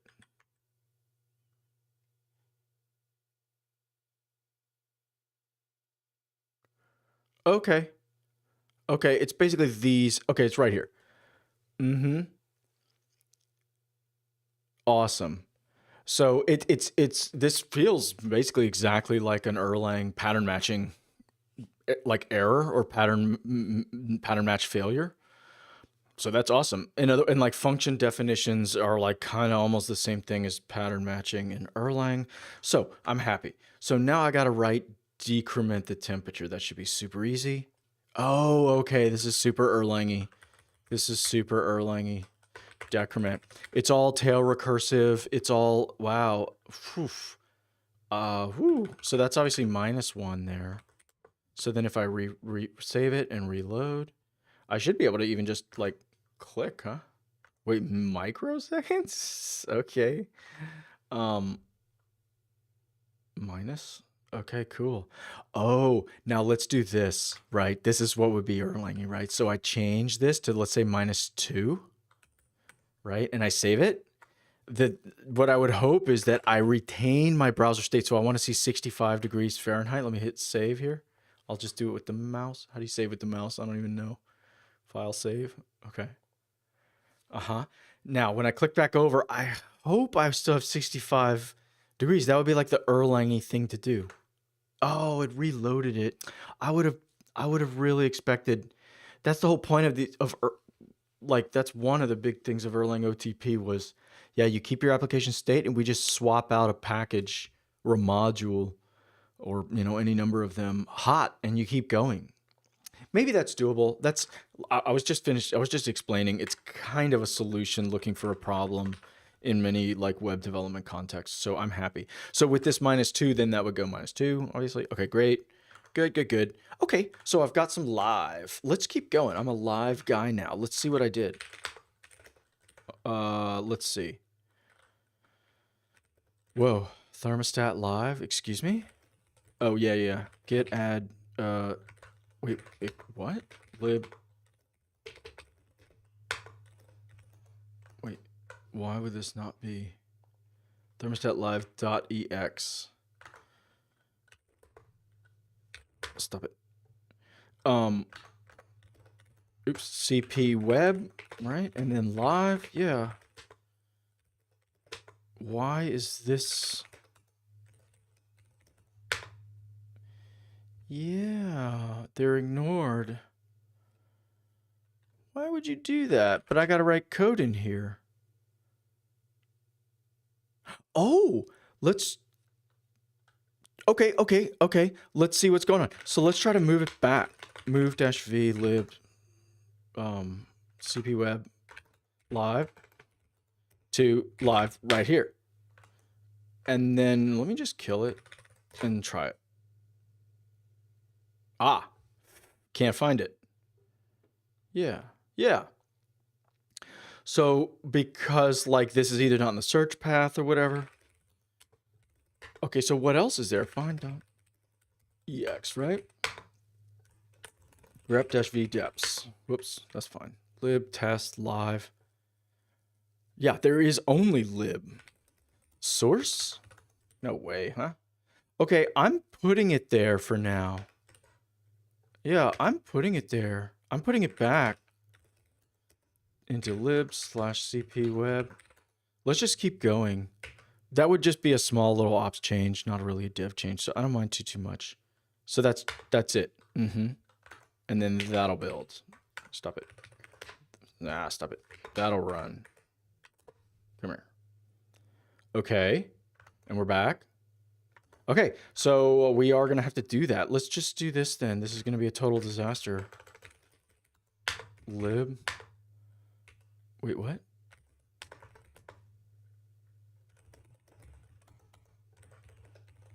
CP web / live. Yeah. One of your git ignores.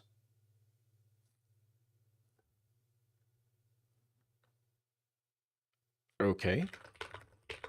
My.name.getIgnore, right? Okay, yeah. Grep lib.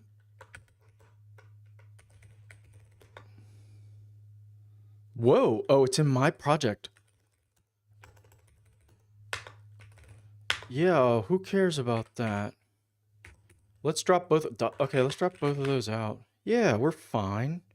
Okay, it was my top level project.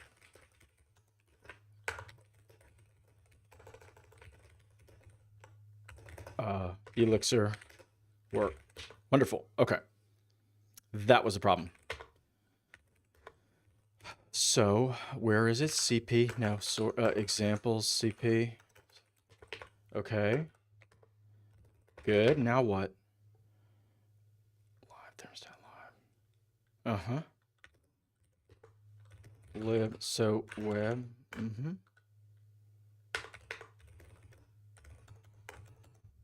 There. Okay. What is this telemetry? What? Excuse me? What is all this CP web stuff? Oh. I don't know.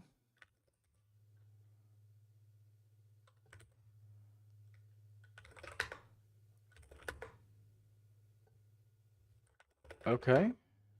This is all like real code. Oh, I know. It was because, I know, it get ignored it when I did that initial commit. I know exactly what happened. Okay, so let's do this real quick. Oh shoot, I gotta commit this in. Let's just say live real quick. So then I gotta do this. Let's not worry about those things. Oh, RM. No, that's fine. Git add CP. Yeah. Like that, and then git commit. No. CP / no, I want to get that live thermostat live.ex. Yeah, I thought that would work.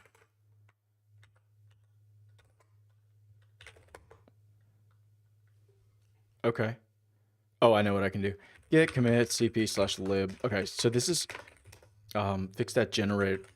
Yep, that's what I want. Okay, good. Let's go. This is gonna get even worse. Therm. Okay, good. Okay, perfect. So let's do this. Okay. So no, I think there's more. All right. So when I ran that new one, it didn't take them all, so now it did. Stop ignoring / lib. Let's just do that here. And then for my live work, that's going to merge those two in as well. Ready, set, go. Yay. So now I got a relatively clean history here. So let's keep going. Perfect, live view. So let's keep going. Now what am I doing? Got my live view. I've decremented. Whoa, let's actually ask Claude Code. I know Erlang.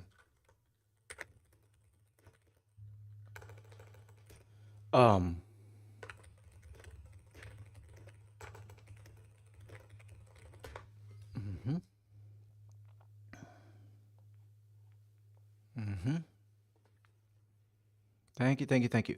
So now what's next? Let's keep going. This is the live view. Ooh, cool. Nice. Configuration files or dependencies. Okay, let's see if I can do that. Kill it here. Yes, perfectly. Yeah. Reload. Perfect. Go up one, go down two. So let's make this thing. Okay, so let's learn it from Claude Code here. Returns the connection struct after transformation by render. Yeah, of course. Takes the connection and an atom representing the template name. Okay. Oh, so somewhere in here is a home template. Got it. That's the landing page template. Cool. So the live view mount handler. This is thermostat live. Oh, it looks like it's doing tag tuple stuff again. It's saying assign to the socket. I don't know. Okay, I guess the socket represents your connection, your session, maybe even.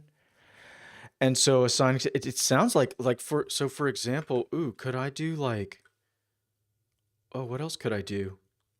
Let's try. Age equals like 25, yeah. And then if I do, yeah, it just adds them in. Okay, cool. So does that work? Save. Cool, and it's recompiled, and there's an age like state. Cool. And so then that's mounting. Returns okay socket. A tag tuple. Oh, it is literally I see what okay, good. First element, I know how that works. Okay, good. Thank you, Claude Code. So let's keep going. Let's keep going with oh yeah, we have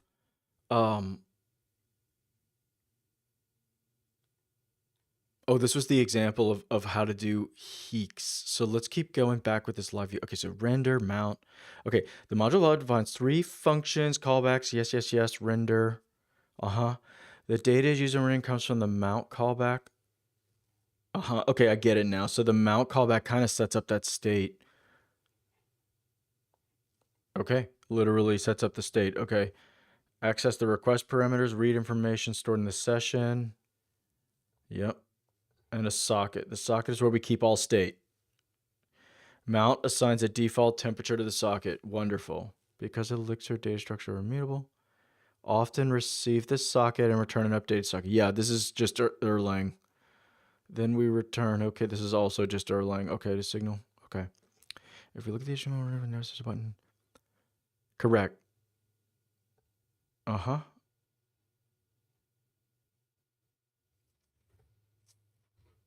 Returns no reply. Okay.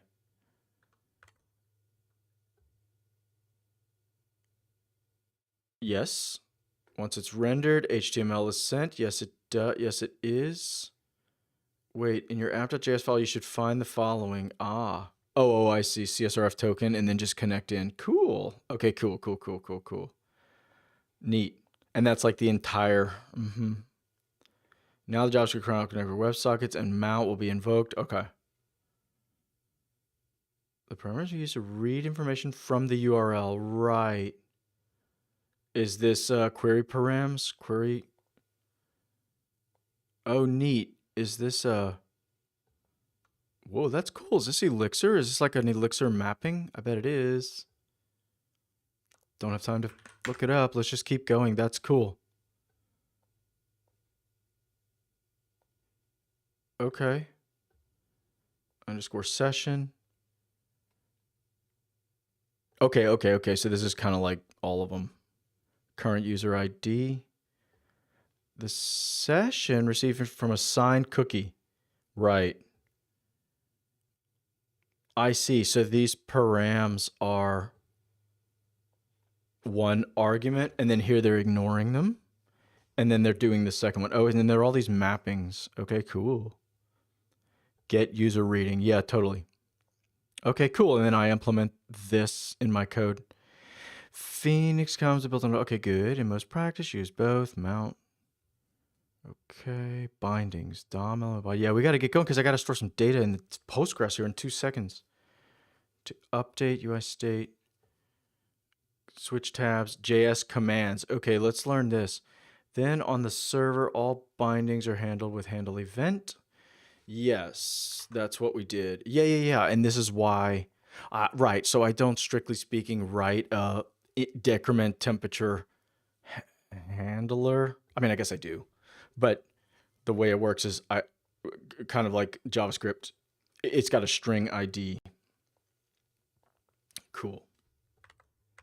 Let me go off and kind of keep drinking my coffee and keep reading. I'm trying to learn Elixir here.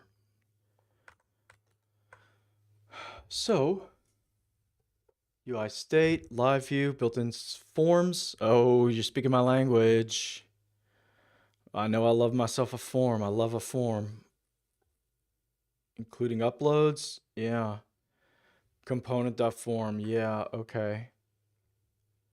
The uploads and form bindings guide provides more information about advanced features. Wonderful. Navigation. Live view provides functionality to allow page navigation using push state. Okay, so it's a single page app. You can either patch, excuse me, updating its URL, or navigate to a new one. Oh, you can learn more about, okay, cool. Includes code generators. Right. Live view code generators, of course.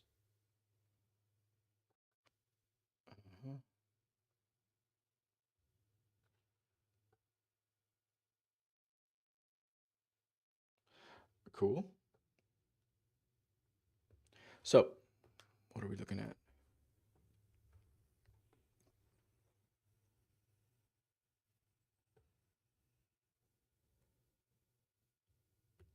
Wait, really?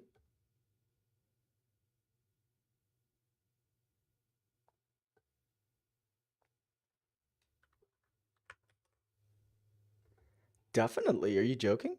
Compartmentalized state. Okay, let's get it tidy. This is going to be fun.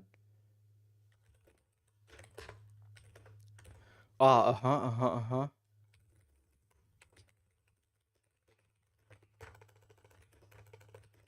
Okay, cool. Okay, now what?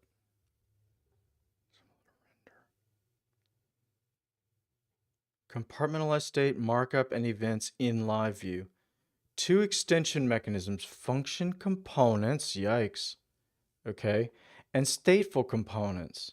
Function components to organize markup and event handling. Oh. Any function that receives and assigns map. Oh, and returns a template. Okay. So kind of like render. Oh, I see. Yeah. In fact, maybe render is like a special case of this function component. Okay. Sometimes you need to share more than just markup across live views. When you move events or use the same event handler in multiple places. Yeah, that's cool. Okay. And Erlang definitely had this where like your module path, like your module name,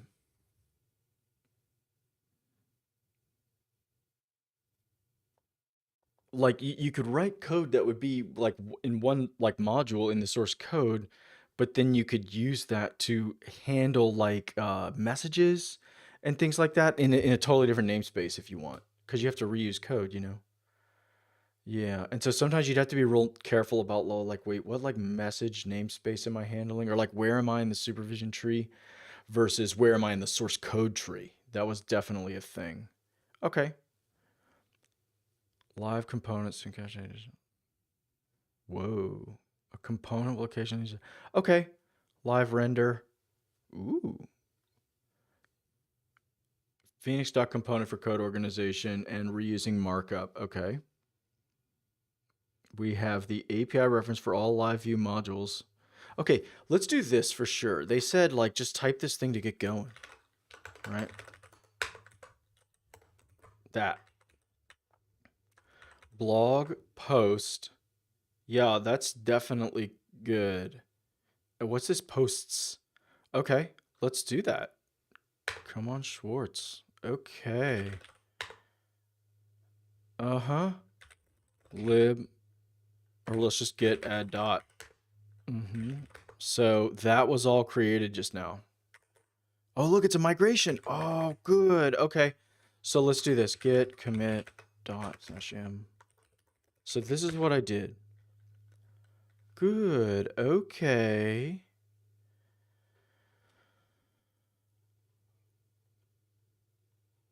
All right. I don't know. Let's just like, oops. Let's just like rerun it here and see what happens. Am I going to get my migration? Ooh. Button.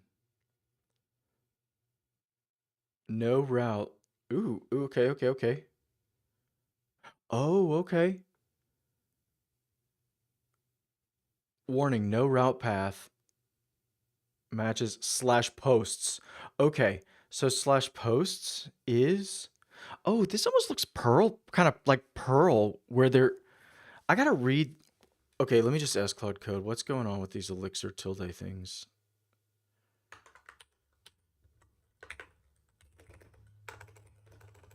These Elixir / Phoenix tilde strings. Like, I know tilde H is he, I believe. And I just saw, what did I just see? Tilde P.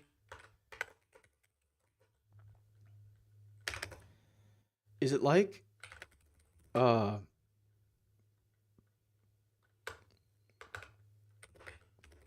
JS? What is it called? Is it like that similar JS with the backticks?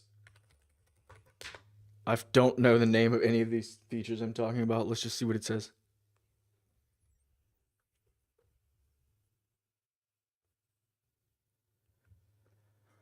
Okay, sigils.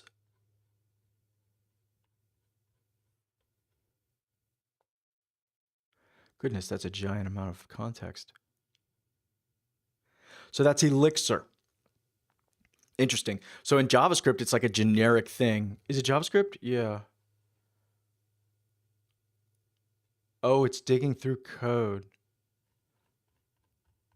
Okay, and what did it say? Tag templates. That's what I was thinking. Tag templates. Yes, exactly. Yes, these tag templates. Yeah. And in JavaScript, yes, exactly. Good. Now let's see if it's right though, because these things love to say yes just to say yes. It is conceptually similar. At the point of JavaScript is basically you can define this P as a function, and it's like a preprocessor or post-processor or something like that. Verified routes. Ooh, cool. Compile time verification. Oh, wow. If you reference a route, you get a compiler warning. Nice.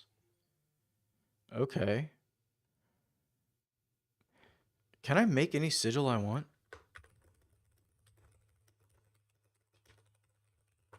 Or is it built into the language? It's got to be custom. It can't be built into the language.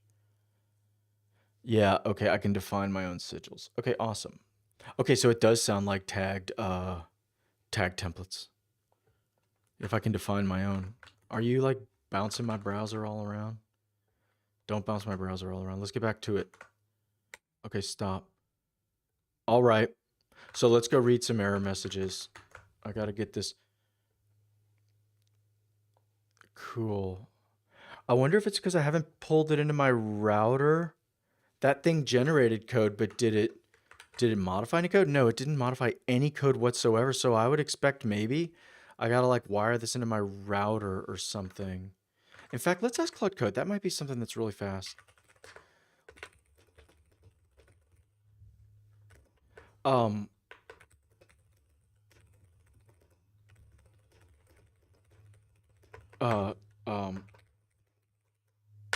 Let's see if Claude Code can get me ahead here.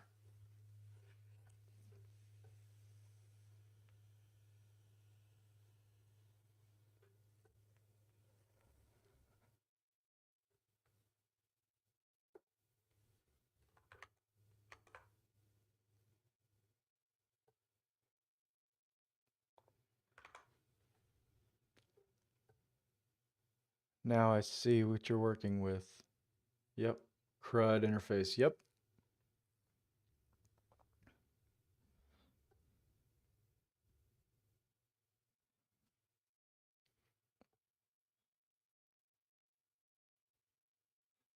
Wait, let's keep.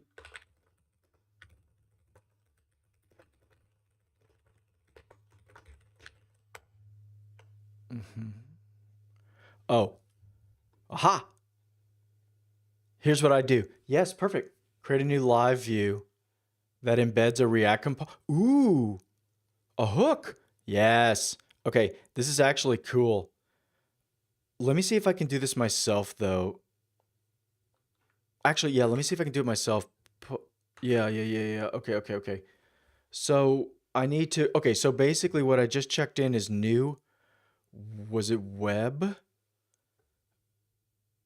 tools? Oh, there's,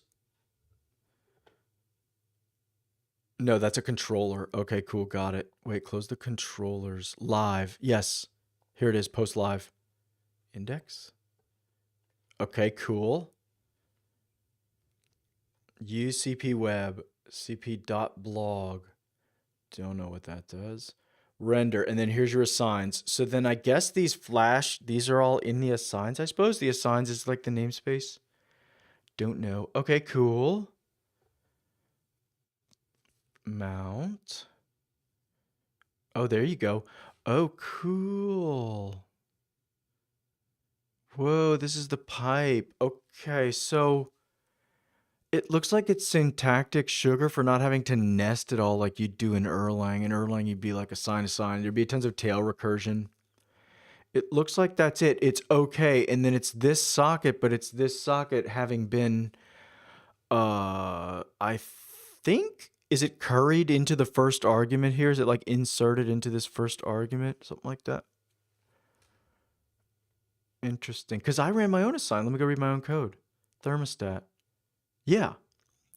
It goes socket, and then it goes key value, key value.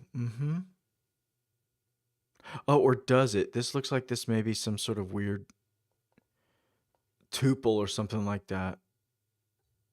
I'm not totally certain, but okay, cool. Now what? Awesome. Whoa, stream. Okay. Okay.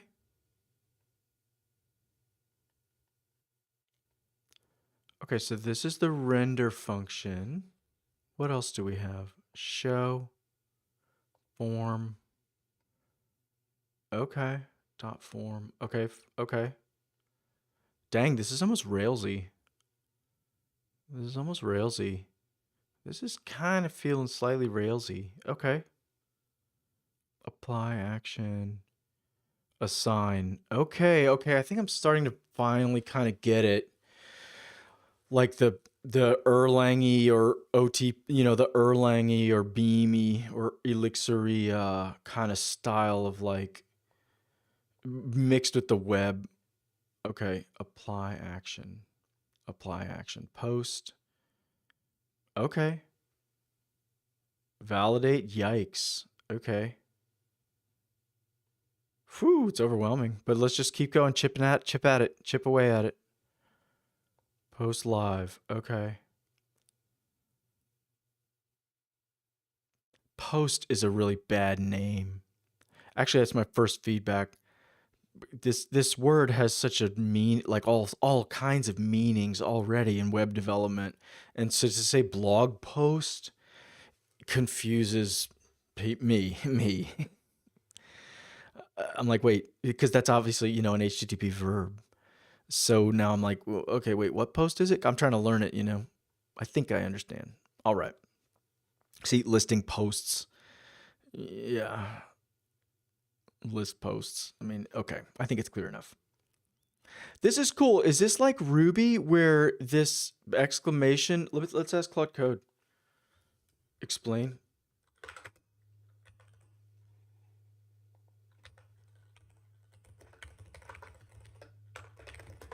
Right.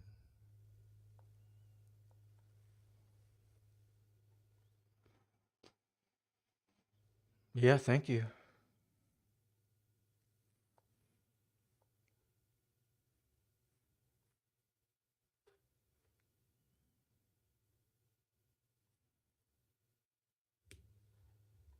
Okay.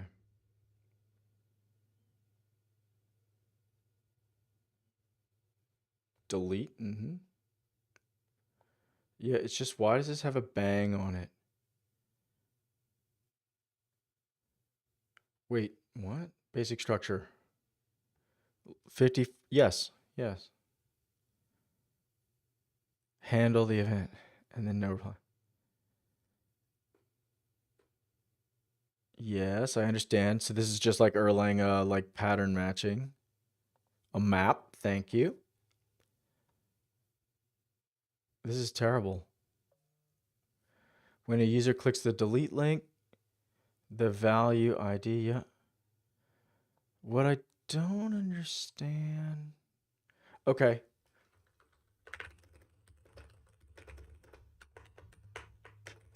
What is that? 55. Is it like Ruby?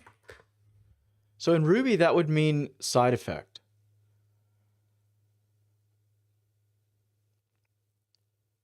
But in Erlang, that would mean message sending.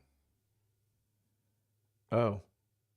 In Elixir, bang indicates the function will raise an exception if it fails. Okay, that has nothing to do with side effects, but okay, cool. I could swear like it would be, okay, don't care. Okay, so bang's gonna throw. It's the point that, okay. You'll usually see pairs, Is it that it returns null? It should always exist. If it doesn't exist, something is wrong. Okay.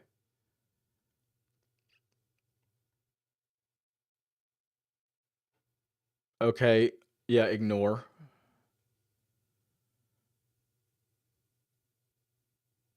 Returns a tuple. It would raise on failure, yep.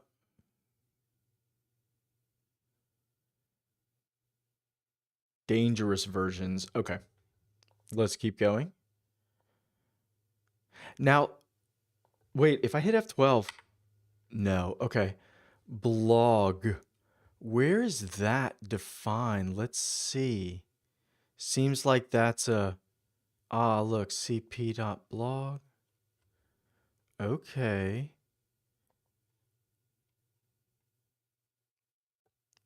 They're saying post live.index. Here's show. Here's form. Alias, okay. Set up aliases, okay, with modules names, okay. Okay. All right, so it's just telling me to route it in here. Let's just kind of go in. I'm kind of trying to go from two sides, like bottom up, like under the hood, under like hoist it up, reading the source code of the implementation, and then let's go top down a little bit. Yeah, yeah, exactly. Oh yeah, so let's see if I can do it live. Yeah, I don't like posts. Let's say articles, right? Slash, no. Not new, huh? Existing traditional form.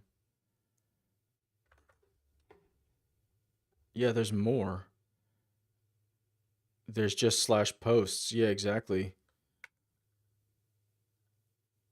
Let's try slash articles. Yeah.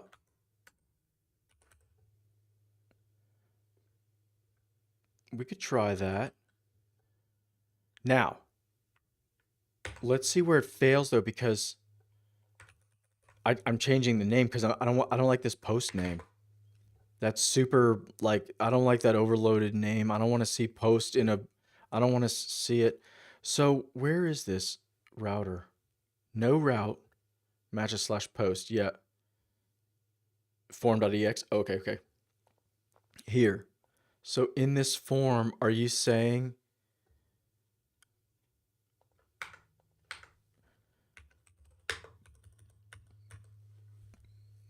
Okay. See, get post. Oof, this is edit post, edit article. Right. We'll keep the source code. I don't want to get crazy. Change post. Okay. Okay. So it's CRUD. Post. This is not. Right. Yep. Change. Ooh, to form. Oh, that's kind of neat. I need to check what that does. Okay. Save. Update post. Yikes. Man, this is like active record. This is super active recordy. Whoa. And then it's got handlers. That's cool. It's like it's just like this. Okay.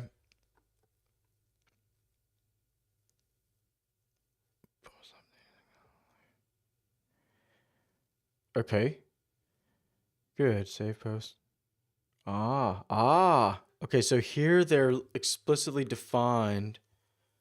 So that's index. So let's try articles. Yes. Yes. And then, yeah, sure. Articles. Okay, so save that. So let's see what that does. Come on, Schwartz. Okay. I think I reduced my exceptions. Yeah, I think I changed them a little bit. No route matches it. Yeah. Slash articles slash post. Yeah, that is indeed true. So then I don't know if this is correct. It said post live.form new. Oh yeah, this would list them out. Oh, interesting. I see. Because I referenced it somewhere, it's like, hey, you're not routing to that though. So it's almost like a compiler warning. Oh, it is literally a warning, so that's clear. Okay, cool. So if it's a warning, I can skip it. I understand. I gotta, hold on. Let me do one more to get some sea legs here. Live. So let's try. Yeah, exactly. Articles.new. But that's, ooh, postlive.index. Ooh. Index. I don't know. What does Claude Code tell me to do? .chat. No, that's wrong for sure. What in the world? Yeah, okay, no. Render. Mount. Handle event. List. Okay, so, oh, interesting. So is this a little helper? List posts. Yes. Cool. Little helper. Okay, cool. So that's just like a little synchronous function or something. Fun. Okay. Now what? I know exactly what I'm going to do. I'm going to make Chatfield do the like entry. That's exactly what I'm going to do. Okay. So what are we doing? Where are we? Where are we? Where are we? So if these are warnings, post new, I think I'm good. Warning, warning, warning. Yeah. Whoa. Okay, hold on. Yikes, what's going on here? Hold on, let me just start it over. And then if I reload, where am I? Yeah. Okay. Oh, cool. Oh, nice. Thank you. Mixecto.migrate. Thank you. Thank you, thank you, thank you. Cool. So, stop it. Let's just try that. Awesome. Do I have my PSQL history back? Yeah. Nope, wrong database name. Was it cp_dev, is it? DT. Cool. So we have our post. Yay. Cool. Okay. Now we got some data. Cool, cool, cool, cool, cool. We migrated. Good. Wonderful. So there's migrations. Yeah. Git show. Git diff. Stat. Grab my migrate. There it is. Yeah, there it is. Create _ posts. No, it's going to be a file name.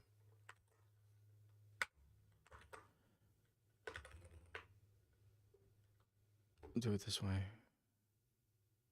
No.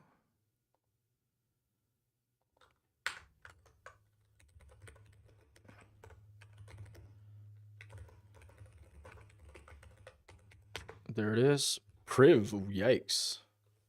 Priv repo. Okay. So that goes here. Okay. Repo migrations here. All right. Here's my. Oh, okay. Cool. Was that just timestamp? No created at, updated at. Okay, cool. Fine. Wonderful. So title and body. Wonderful. I need to I definitely need to change this. Yeah, maybe I can get. Okay, I know exactly what I'm going to do. I'm going to say Claude Code. Should I add standard post? Clear. Okay. At the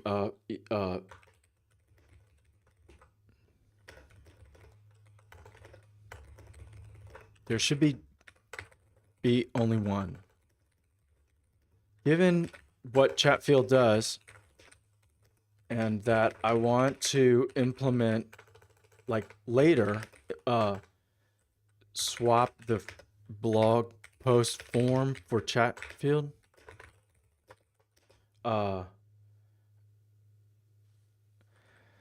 Let's come up with a new migration to the data model that would be helpful for Chatfield to capture, to validate, capture, validate. Yeah, let's just get started. Okay, so I'm going to make it look through my history here. And then, cool. So that's my migration.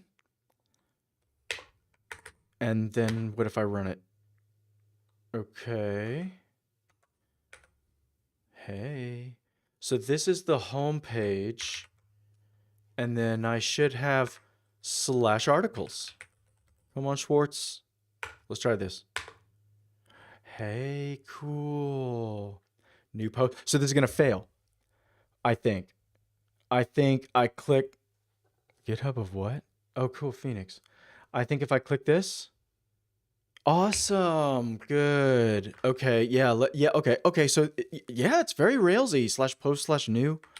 To me, this feels super Railsy. So let's just do that.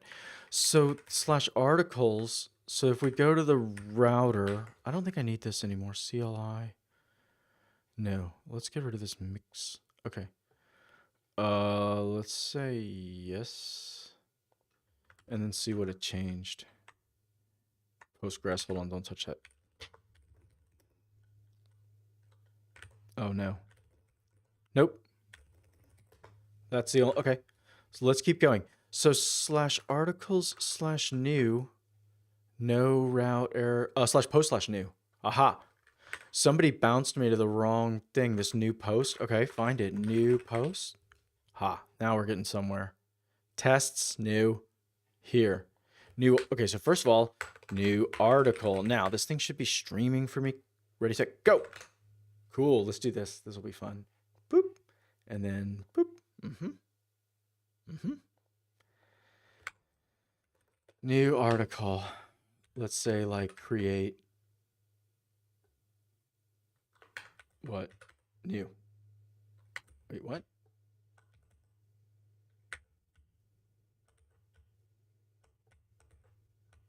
Wait, what? Oh, I see. Save. Yeah, okay. Let's just say create, just so that I can have fun. Okay. Fine. Wonderful. So now what? I can create an article, and then is it routing? Okay. So I don't love this, but okay. So I'm routing here, even though I took a bunch of trouble to define it elsewhere, and it sounds like I got to keep it in sync. Although, frankly, if I were using Claude Code to maintain this all the time, I wouldn't care at all anymore. This is exactly, these LLMs love repeated stuff across the code base a little bit too much. So it would be /articles/new. And that's cool. So at least I get compile time checking for that route, I believe. So now let's see what happens now. /article/new. Hold on, let me go back. Let me reload. Okay, okay. No route for get. Ooh. Okay. Right, because in my router, I'm doing live. We could try this. Save. Reload. Okay. I don't think this is correct. Get here. With the new... Oh, so something else maybe is maybe... Create article /articles. Wait, actually, wait, we are in /articles/new. What's going on here? /articles, and then if I click here, I'm in /articles/new. Aha. Aha. But maybe this index is wrong. I think maybe it's post live. Is it form? Ooh.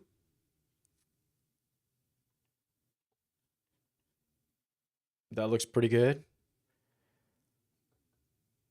So we could try this form. Let's try that. Close the thermostat. Close this. We could try. So is it post live dot form? And then what is the name of the... I think it might be index. I'm not sure. Let's save that. Ooh, I just got a bunch of error messages. Let's go learn Elixir here.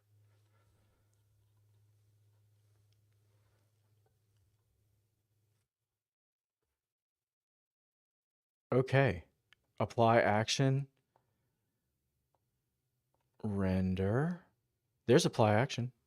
cpweb.postlive.form. It's saying, okay, router. No function clause. Apply action /3. 1, 2, 3. Looks like it to me.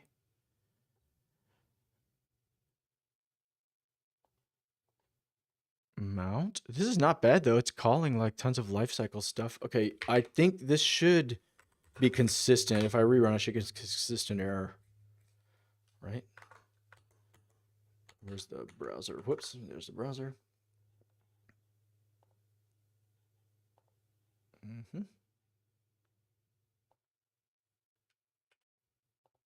Okay, there's articles.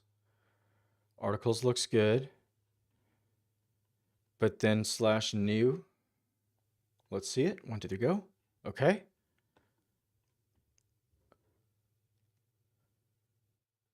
Okay. Okay. So I gotta learn, like, are these all... I could either ask Claude Code. Let me think.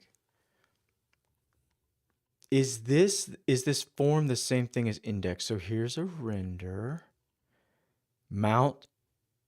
Delete. Okay, so there's list. There's delete. Okay. So here's show. Let's... Oh, we can't implement show really until... Okay, so this must be create.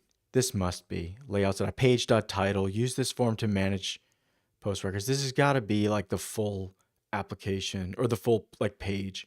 Yeah, here's the mount. So this is correct. Now, I don't know where show. See, there's index here. New article. Oh, look. Here's :new. We could, no, that's an action. That's a new act. That's a new oh,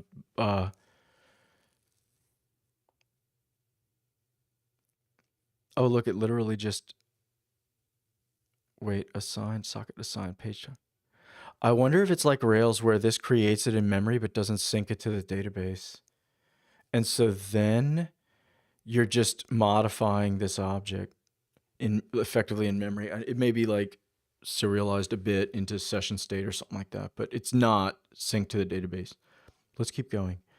Validate, save post. I think I read this code already. Whoa. Wait, what? Oh, edit and new. Okay, cool. Cool. Cool. So that's the CRUD.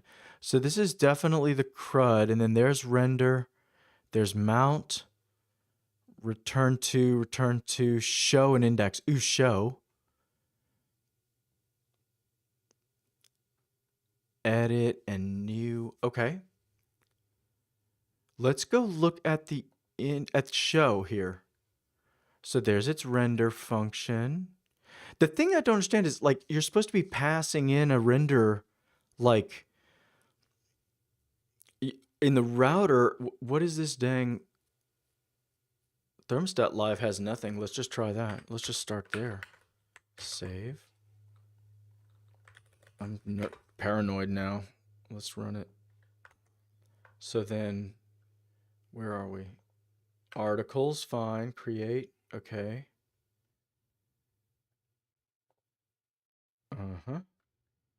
Nil? No, I don't think that's anything. Anonymous. Shoo. Handle info. Exception. Apply action. Ooh. No functional. cpr.postlive.form. Dot apply action. I feel like it is. Page controller. /home. Can I find that page controller? Dev home. Ooh. And it passes this in. Page HTML. Oh, whoa. Okay.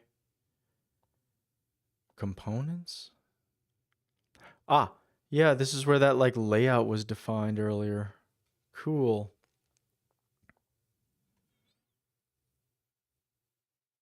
Okay, router.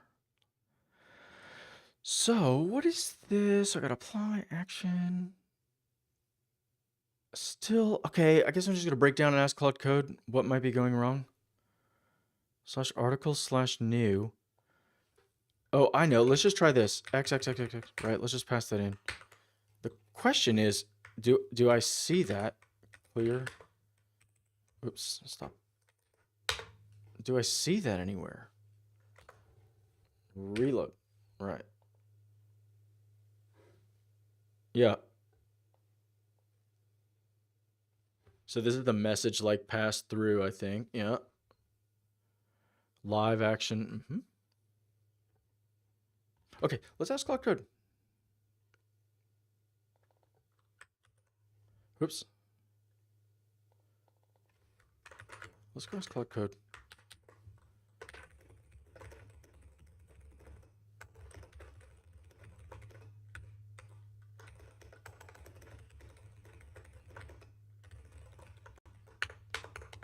Paste. Whoops. Stop it. Paste.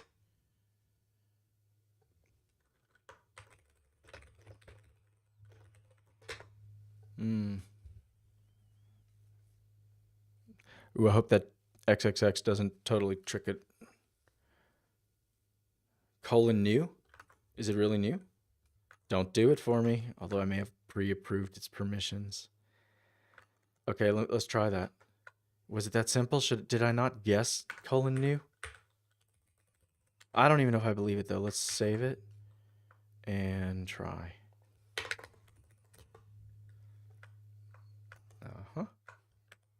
Oh, they were right. It was right. Oh, okay. Okay, Claude Code bailed me out. Okay, good. So let's try this. Ooh, nice. Wow, that's cool. I guess so. Yeah, that makes sense. Okay, save it. Awesome. Make a new one. Okay. Let's just save you. Save it. Okay, cool. Back over in Postgres. PSQL. Select. Yay. Whatever. Okay, cool. Oh, wait, look at those timestamps. Interesting. Okay. Okay, so now we go back. Got some data. Let's say cancel. Uh-huh. Can I click it? First content. Aha. Good. Yes. /post/1. So let me think if I'm learning Elixir. So I think there's just a wrong like reference in the HTML template, in the Heeks template. That's my hypothesis. Let's see if I can. So that's from where was I? That's from the index. So here's the index. Here's the template. Yes, right here. So it'd be /articles/ and then let's just keep that variable. Save. Ready? Click. Hold on. Ah, good, good. That worked. So now we're in the right location, and then now I need a router. Okay. Yeah. Ooh, let's try this. Let's try, how do you do it? Let me see if I can guess. Post ID. Let's try that. And then that would be show. Right? Let's just see. Whoops. Let's just see. So show. Okay. cp.blog.show, I think, is the idea. And so then here's the renders. There might be a bug in here. Like, look right here. There's a bug. Wonderful. In fact, posts. Yeah. Articles. Okay, so. Okay. Ooh, return to. Okay, cool. Next. Oh, look, triple quotes. Oh, cool. Like Python. Okay.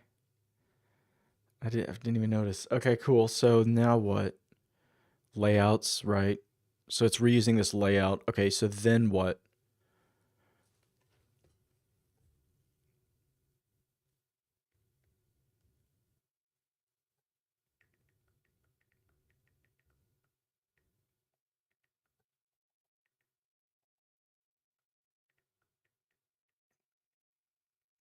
Trying to buy myself time. Okay. So then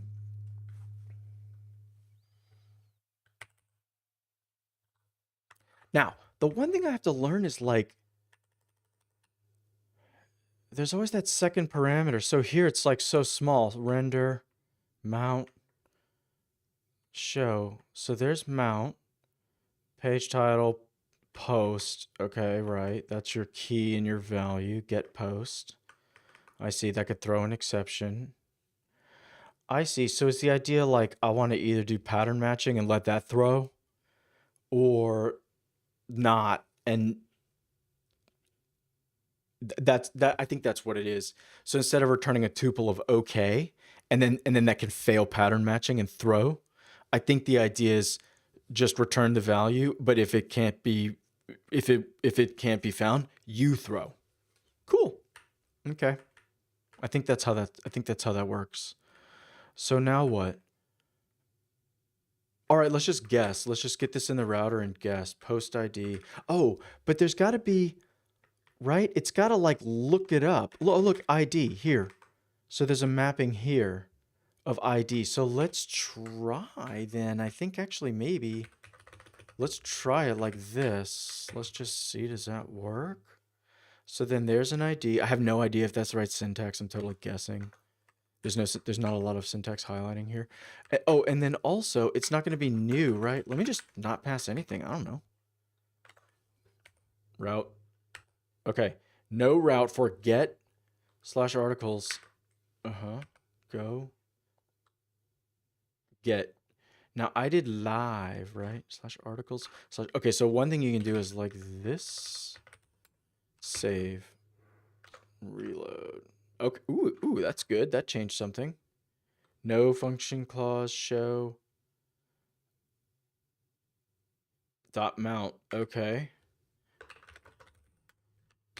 Let's see what that does.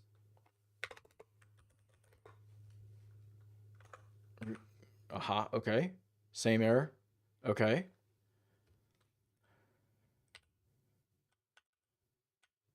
Post live show. Okay. And what Claude Code told me was just passing in the wrong inform. You only have two functions. Apply action, edit, and new. Oh, so that's an action? Is that the point? edit action and new action. Oh, is that the point? So then does show have an apply action? So show has no apply action. So wouldn't that mean like nothing? Mount, no function.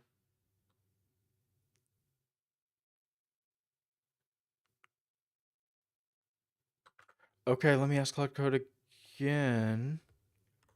Yes. Oh, it's actually telling me right here. Look, /articles. It's telling me live /articles /OO:ID. Okay, let's definitely fix that. So that is it. And then it's saying post live dot show. And then it's saying just :show. Save. Kill it. Go. If it bails me out again, I'm going to be so embarrassed. Okay, let's just go. Cool. Okay, good. No, I'm not embarrassed. I'm super happy. Okay, first content. Back. So we got a blog. Good. We got a blog. Now, wait. Didn't Claude Code... Wait.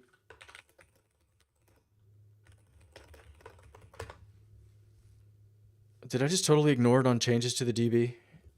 Oh, thank you. Maybe I discussed it in a different discussion. Oh, here it is. Yeah, it is. Here it is. Awesome.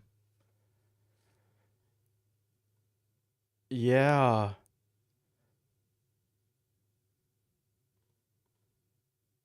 Ooh. Okay. Yes, that's awesome. Okay. Show me the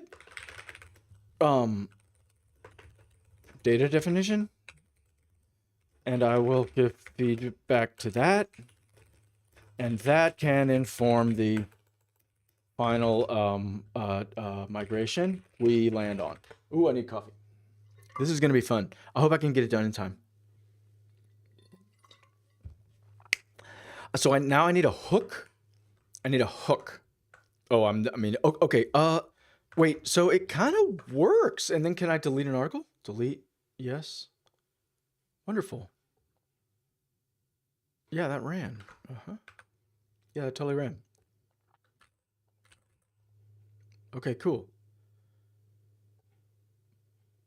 Wonderful. So, okay, cool. Edit. So let's try that. So is that just /posts /3? Okay, so that's in, wait. Oh, that's in the index. The index has a bug somewhere. Yeah, /posts. There's still a /post somewhere. Here it is. Wonderful. I'm super happy I changed the name there, because then that pushes up all these exceptions, and I can kind of at least get a little knowledge, like these. I can just get a little success a little bit. Okay, so I think I'm over refreshing and stuff. So now if I edit, it says no route. Cool. /articles. Yes, that's correct. So now I need this. Oh my God. Every time I do this, I get it wrong. /edit. It's EDIT, right? Save. Refresh. Back. Okay, so first content, wait, back, and then I click edit. Edit post. Okay, it is not rendering. Oh, that would be because show is wrong. It's form. Yeah, surely. It's form. Ready? Oh, yes. Cool. Okay. Awesome. So I can edit my... Yep.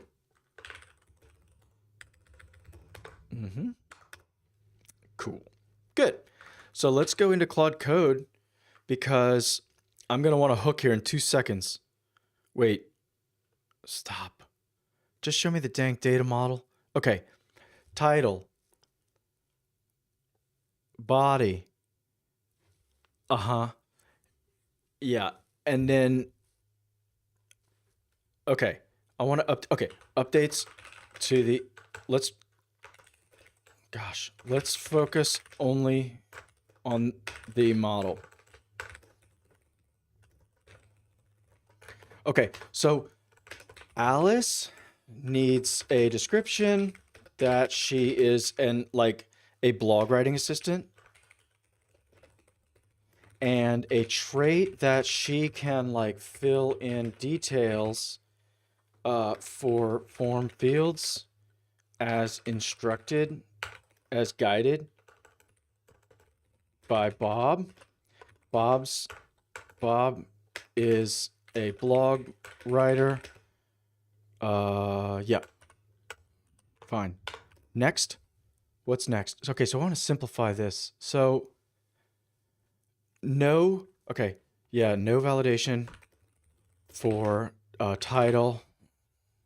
Don't care. Oof, word count? No, stop. Body. Must be at least 100 words. Write your full article content here. Yeah, that's fine. Summary, a brief summary of the post.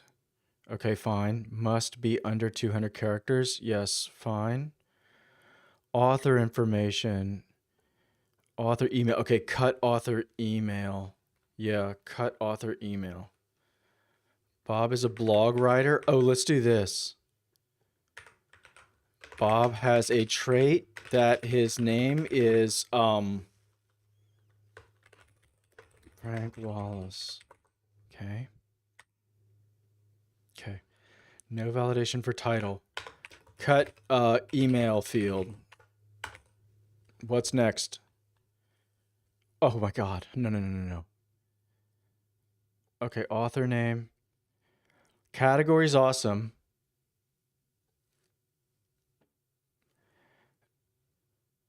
Yeah, to the category.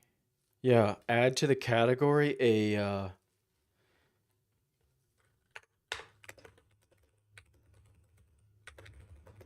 as one, right? As one, and then it'll be category.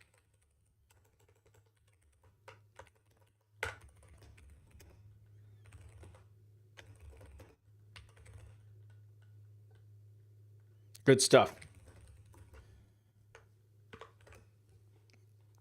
So that's category.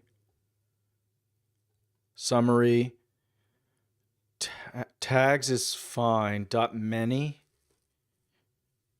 No, I want it as a as set, right? Yeah, we want it just as an as set. No, and oh, okay. Tags. I know exactly. Tags becomes a what do you call it? Conclude field.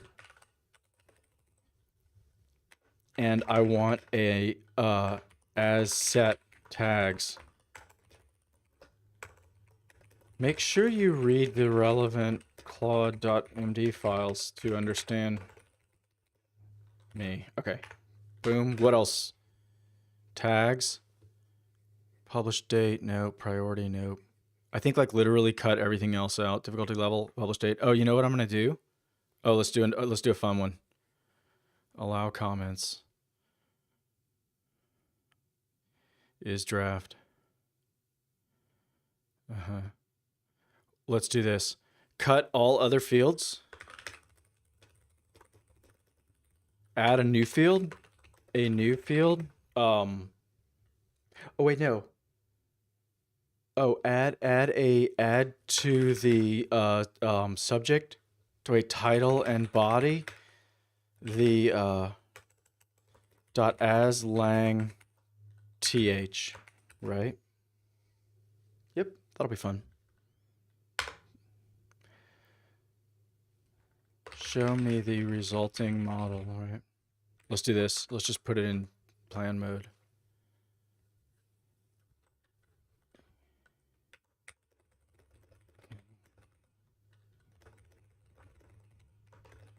Yeah, exactly.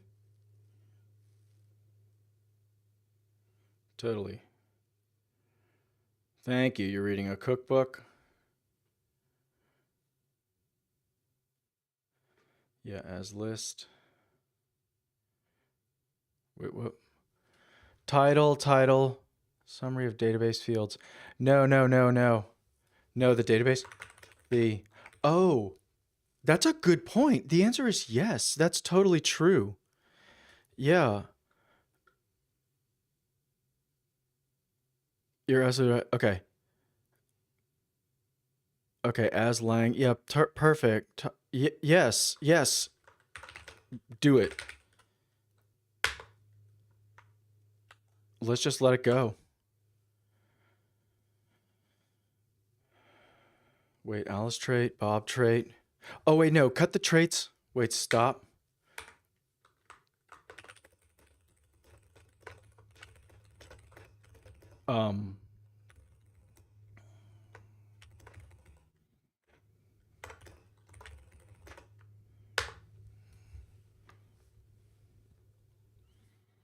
We don't want traits in a DB. I'm trying to keep this simple. Wait, there are no traits. Okay, whatever. Make your database migration file. Let's do it. Let's do it. Let's do it. Cool, cool, cool. So then, oh, okay. So let's see what I did. So I changed stuff to articles. I taught myself like how to get the routing kind of working. Cool. So I did that the really hard way. Obviously, I could have made Claude Code generate 4 lines of code here. But the point is to know Elixir and Phoenix and LiveView, like all at the same time. So, okay. So now what we're going to do, yeah, exactly. Whoops. Oh, you're not going to let me? Yeah. Yeah. Okay, we're going to alter table. We're going to have a tie title, a tie body, and then a bunch of tags. Category? Oh, I see. Okay, cool. Yikes. And indices? Okay, cool. And then how did I migrate? Let's just remember how to do that. In fact, if I reload, it should say like, hey, you need to migrate, right? Should it say like, hey, you need to migrate? So then what was that? It wasn't the home. It was slash, what in the world was it? Articles? Yes, that's the index. Let me kill it and restart and see if it notices that it needs to migrate. Reload. No. Okay. Whatever then.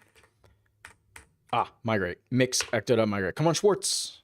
Migration's already out. Oh, did it do it for me? Oh, no, Claude Code. Did it do it for me? Let's see. PSQL. Yes, it did. Wonderful. Wonderful. Okay. Now, let's go see how, So let's run again. Let's see how much it modified though, because I think if I create an article, yeah, exactly. The title and the body is wrong. So where can I...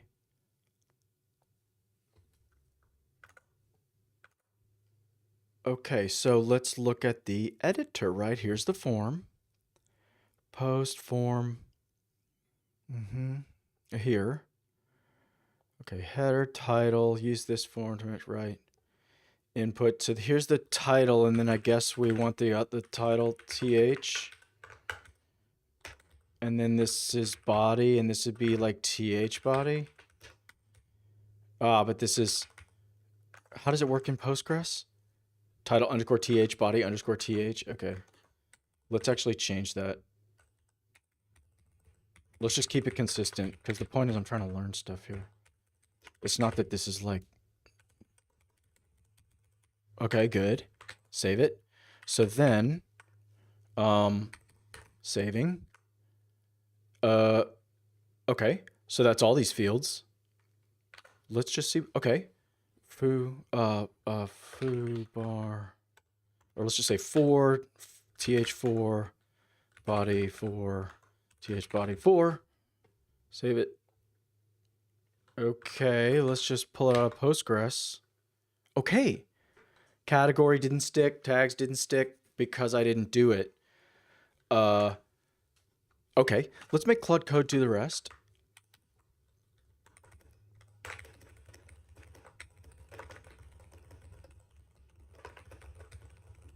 Category, and tags into that form template. Okay, meanwhile, this is like wrong code, but I'm just gonna like basically copy and paste this. Mm-hmm. Mm-hmm. Blog writing assistant. Let's see if I can get it done. Yeah. Mm-hmm. But then, oh, right. And then also it needs to render.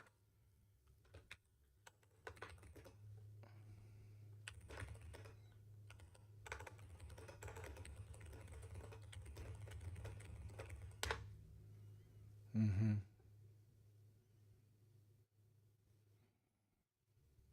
Okay, cool. Apply action. Mm-hmm. I bet it. Okay. Oh, cool. Cool, cool, cool. Title, body, category tag. Okay, wonderful. Cool. Uh-huh. Neat. Awesome, awesome, awesome. So then, okay, so now this is going to be the real doozy. Let's try this then. So if I, jeez, I can't even find my terminal. So if I do this, oh shoot. So if I do a new one, let's go back to TypeScript. And then the point was example. No. Come on. It was npm. Yeah. It was, oops, no. Come on. Example. Oh, it's just examples like this. Okay. Right. So this could serve, the point is this can serve that dist here. ESM, basically this index.js, this file. That should kind of work, but I'm going to ask Claude Code, I think, yeah, to wire this up for sure. Okay, great. Next step is to draw inspiration from the JS only, i.e. not React, like minimal HTML examples from at TypeScript / examples. Yeah, whoop, / examples, And just insert like maybe above the form for blog post input, a Chatfield UI instead. When the conversation is done,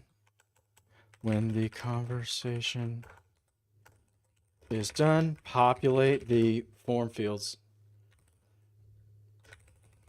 I believe this will require a what do you call it, Phoenix hook, and it's to pull in the, what is it called, standalone, either from like at TypeScript, right? TypeScript / what am I trying to say? Dist. /TypeScript / dist / standalone,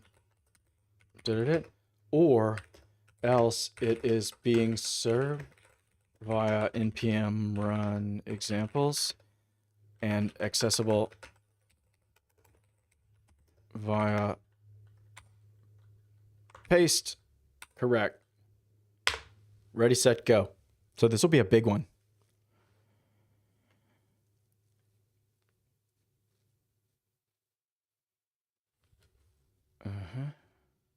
This will be a big one. So where are we? Okay, so I'm gonna like let that run. And then say, what's going on here? Yeah, examples CP. Do it again.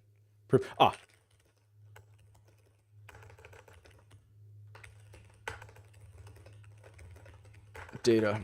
Okay, good. So I did a migration, second migration. And then what if I changed here? Post, process tags. Whoa. Change set. Oh, interesting. A change set. Okay. Convert comma separated string to an array for a tags field. Oh, I see. Okay. So this is all the Claude Code changes, or some of it.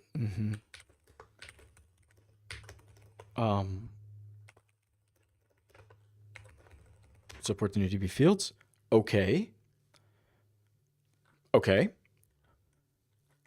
totally okay. It's a lot of code, but that's okay. So let's close some stuff out. Close it. Embed templates. There's still so much I can do. Oh yeah, and then maybe I could go read about hooks. LiveView. I think that's Phoenix rather than LiveView. Hook. Here we go. When using a client hook. Hooks. Yikes. Okay. All right, let's see. Create a Phoenix hook. Aha.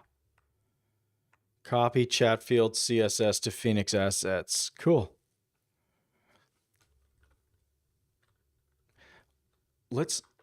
Can we use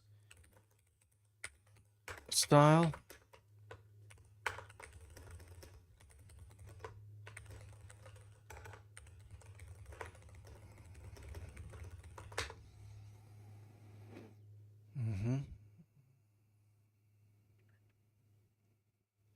UI container to the form template.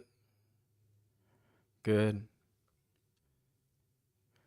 Okay.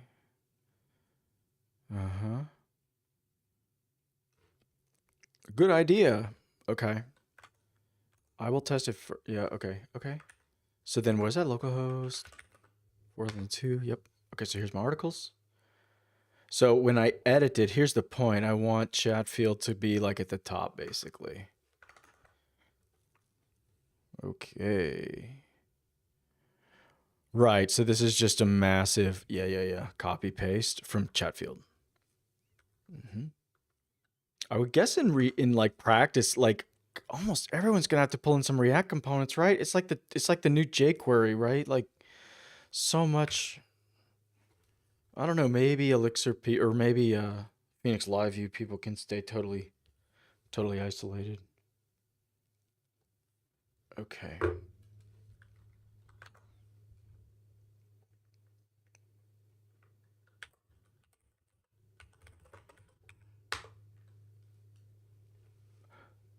Nice. Cancel it. Okay, cool. Hold on. Stop it. Please start a debug terminal.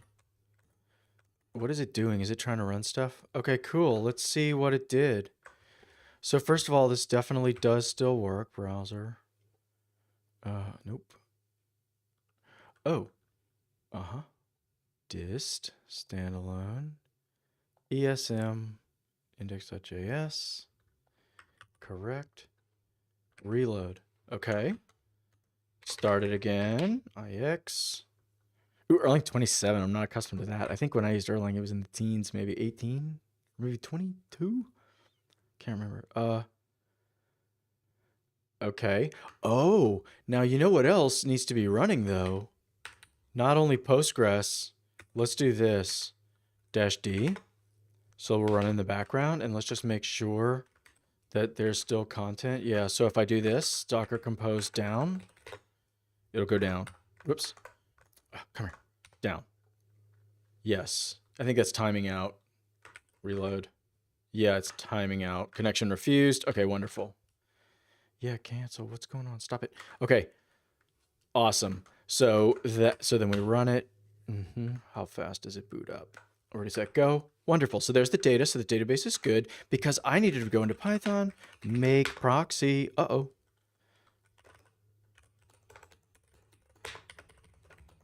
En. Cool.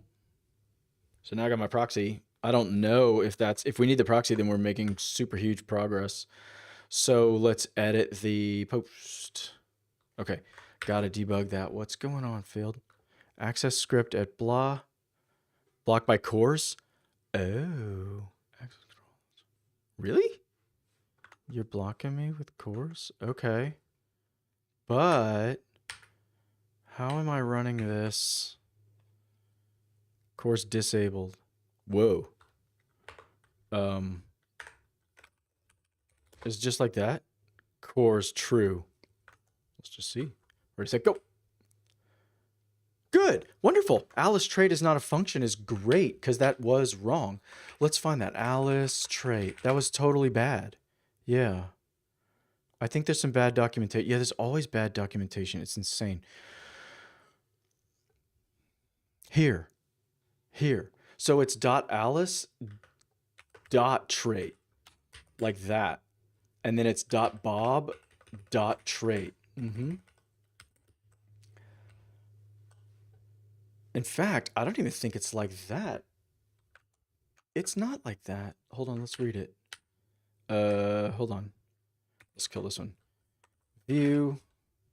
Yeah, Python examples is fine. Favorite number. Yeah. Yeah, it's just .alice and .bob. I knew it. It's like this. .type. Yep. And then .bob. Yep. .type. Yep. That's it. Okay. So we're going to get a Thai translation. Body. We're going to go to Thai translation. Category. It's going to...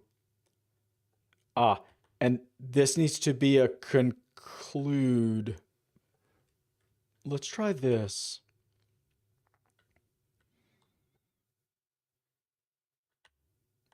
And the tags.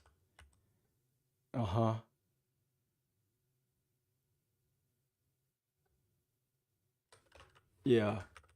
Post category. Yeah, hint.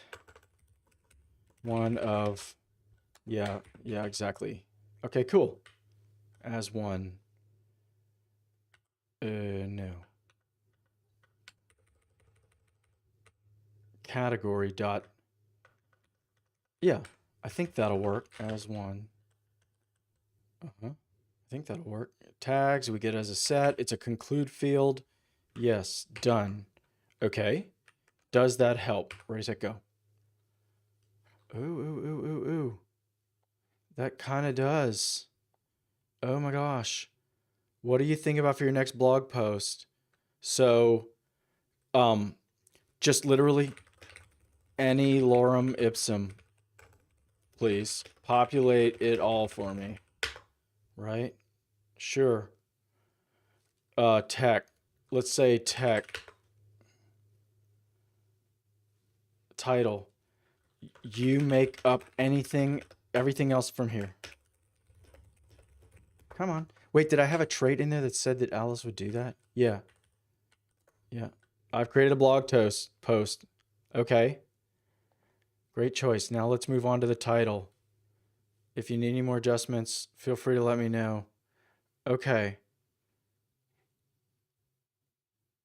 The question is it done? Look, fields are getting mapped. It's not translating, but that's fine.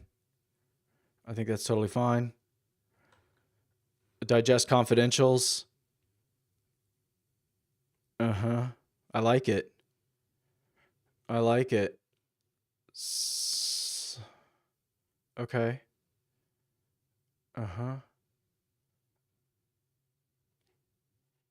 But now, is it done?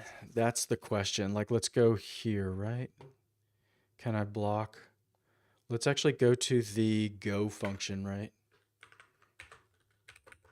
Here. Let's just pause here and then say thanks. Aha, perfect. So let's just step a little bit. Where am I?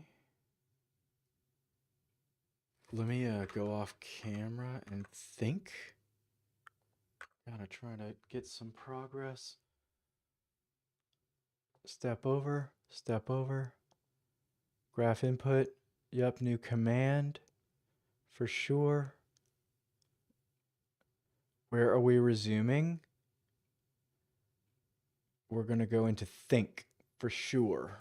Let's just go there now. Nope, nope, nope, nope, nope, nope. Nope, stop it. Oh, man.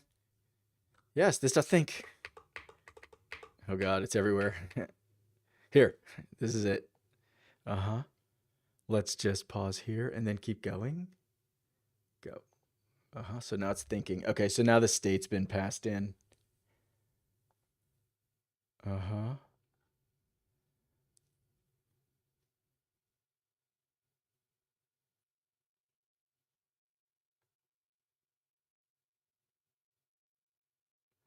So let's pull it up.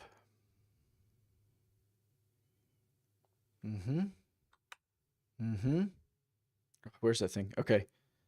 Nope. So let's pull it up. Let's say state,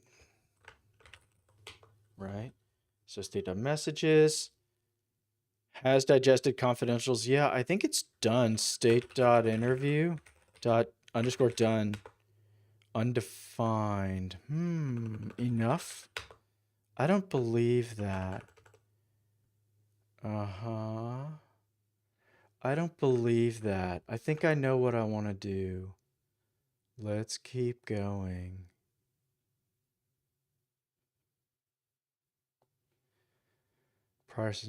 I don't think. Let's get out of think. LM update. LM conclude. No. Listen. Let's do it here. Let's block on listen. Okay, so let it keep going. Okay, now we're listening. I got the interview object, so now let's look at it. That's the point. I believe this interview object done. False. Very good. Aha. So it's enough versus _done. Okay. So then let's find that code here. Where is that? So here's my hook. Done. Here it is. If it's done. Right, it never was. Could we pretty print it? Pretty. Yep. What is wrong? Tags. Oh. Okay. What if I do this? What if I say, you make up the tags too, please? Oops. Let's just let it go.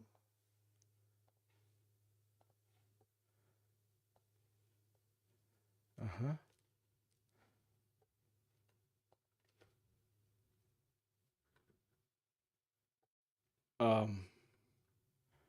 It's 2. I'm trying to make it, I'm trying to trick it into setting this thing to be done. I feel like the tags are not defined. Okay. So let's just do this for now. Interview _done. Let's just try it like this. Enough. Okay, save it. So then let's just oh, nice. Okay. Type your response. Okay. Tech. A title. You commit to a title now, right? Okay. Future of artificial intelligence. No, can we talk? Okay. Yes. Yes. And you make up draft body content, please. Okay. I'm trying to make it stick. I'm trying to make it run this callback. Oh, there it is. Nice. Yes. Cool. Yes, it worked. Oh my God. Yes, yes, yes, yes. Yes. So the tags needs a fix. Oh, cool. The tags needs a fix. I might just stop though. I think I'm satisfied. This is cool. I'm so happy. อนาคตของปัญญาประดิษฐ์ Oh my god, I don't know that word. ในชีวิตประจำตัว your like regular life, your intelligence. Oh, it must be artificial. Okay. ของปัญญา Oh, okay, this must mean artificial intelligence. ปัญญาประดิษฐ์ I guarantee every Thai person says AI for sure. So that's cool. So awesome. Yes, it translates. And the category, wait, was the category chosen? Wait, let's do this. Let's change the, oh wait, it's lost. It's lost. Okay, wait, if I refresh, I'm gonna lose it. Okay, okay. Next topic, personal. Great choice. Specific title. I lost my favorite sock. Right? Tell me a story. You draft the rest, please.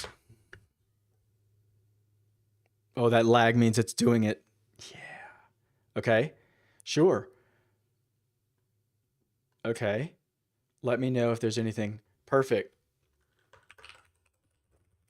Commit that. That's not what I should say, but let's see if it works. Skip conclude fields. There it is. It committed it. Okay.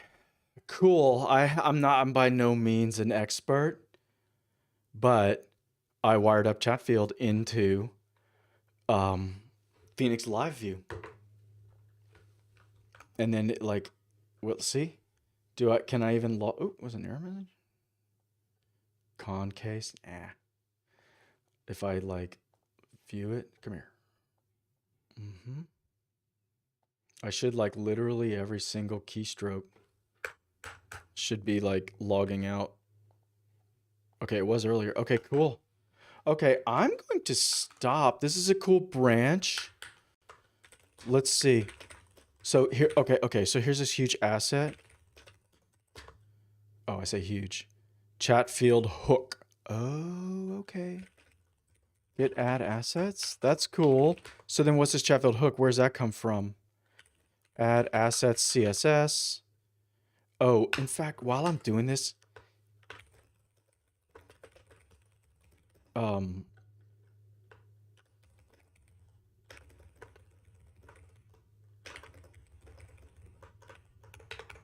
let's see if I do it like this. Initializing. Hey. Running. Yeah. Okay.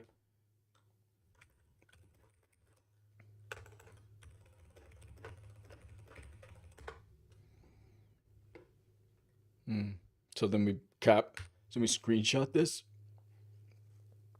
And then we go and tell Claude Code that it's ugly. Control V. Yeah. Thank you. So while it's doing that, let's check in some code. So there's the assets. So there, oh, okay. So there's the, and then what changed in lib? Oh, a massive bit of code, and then handle event Chatfield complete. Oh, awesome. Okay. Let me add that in too. That seems sensible. Let's just, Chatfield Phoenix is gone. Whoa. Long live Chatfield Phoenix. Docker compose, PSQL. I'm not sure if okay, let's just do this.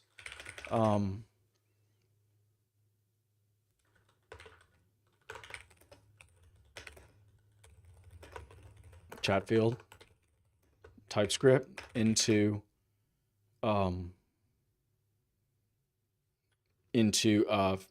LiveView. So awesome. I'm so glad to, gosh, one of the most fun things on this project has been, even for its faults and issues, making Claude Code help me ship 2 languages. And I mean, I just think you have to for a kind of, let's say, a system library or a middleware library, something like Chatfield would be. I'm so happy. And so then today I said, hey, can I teach myself this new framework? And then boom, I've already got my system like ready to rock. So I'm super happy that like just right out of the box worked. The only issue was the hooking and so forth. Now, wait, did I commit everything yet? Oh, I just did a CI. Okay, that's fine. Yeah, that's fine. So then I don't know if I want this Docker Compose and stuff. The Docker Compose, I guess. Simple for Docker Postgres. Okay. Whoops. Git add. Oh, I always do that. And then git commit. Whoop. Thank you. Okay. I don't want that. That thing's... I don't want that. I don't want that. I don't want to use that. Okay. So that's the live view branch. Let's go. Oh, let's do a wrap up. Let's do a wrap up. Wrap up. Oh, it's supposed to have edited some code for me. Did it not? I don't care. I don't care. I don't care. I don't care. Cool. Let's do a wrap up. This is awesome. No, oh, wait, stop. Hold on, stop. Oh, yeah. Note, today was not on plan, but tomorrow's plan does apply. I don't remember. I don't know why I wasted time and tokens doing that. I'm in a great mood. This is cool. I'm not by no means a Elixir or Phoenix LiveView expert, but I definitely can say, like, I don't know how much I don't know to what extent OTP is in here. It feels like not much at the moment. I know, like, in CouchDB, you wrote like OTP applications and you wrote your supervision tree. And I am interested to know if supervision trees, the technique of supervision trees and sort of zero trust, this kind of thing, could apply to these LLMs, like these LLMs supervising each other effectively in a similar, like, kind of architecture. But that's not today. Today is let's ship some LiveView and let's use Chatfield. And so, so something fun. Oh, that my PSQL is gone. Oh, look, here it is. I can run this.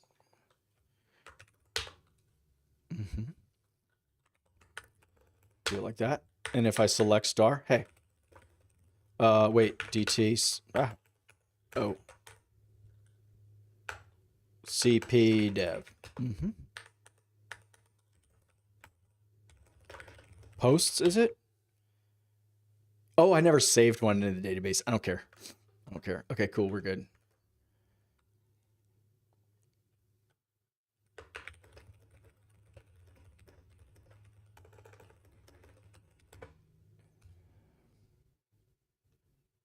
No to the category. You suggest.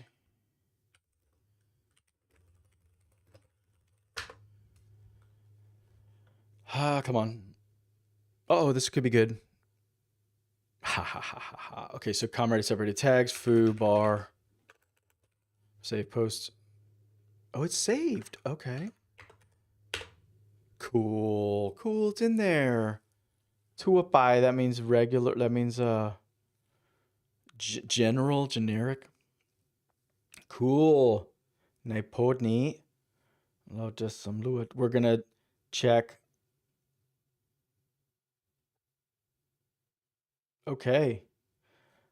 Awesome, awesome, awesome. Okay. The point is not to do Thai. The point is to do Chatfield. So this is awesome.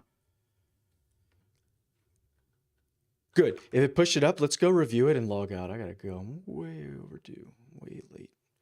So let's pull it up. Wiki. Daily for the 20th. Phoenix LiveView application.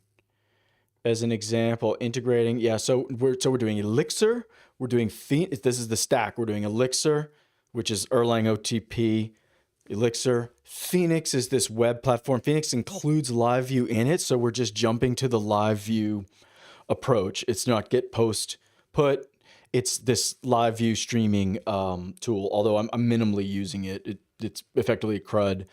But then on that LiveView, we've got just like a demo blog posting application to just do CRUD. However, however, I did at the last minute, I was able to connect Chatfield TypeScript into here and say, hey, Chatfield, you help me write up this information and populate the form here. And it totally works. So yeah, and then Docker Postgres, all of this is kind of irrelevant or this is just secondary. And then tomorrow, I think I'm going to get back into Chatfield. I don't know if this pure JavaScript. I'm into PDFs now, so I may get back into PDFs.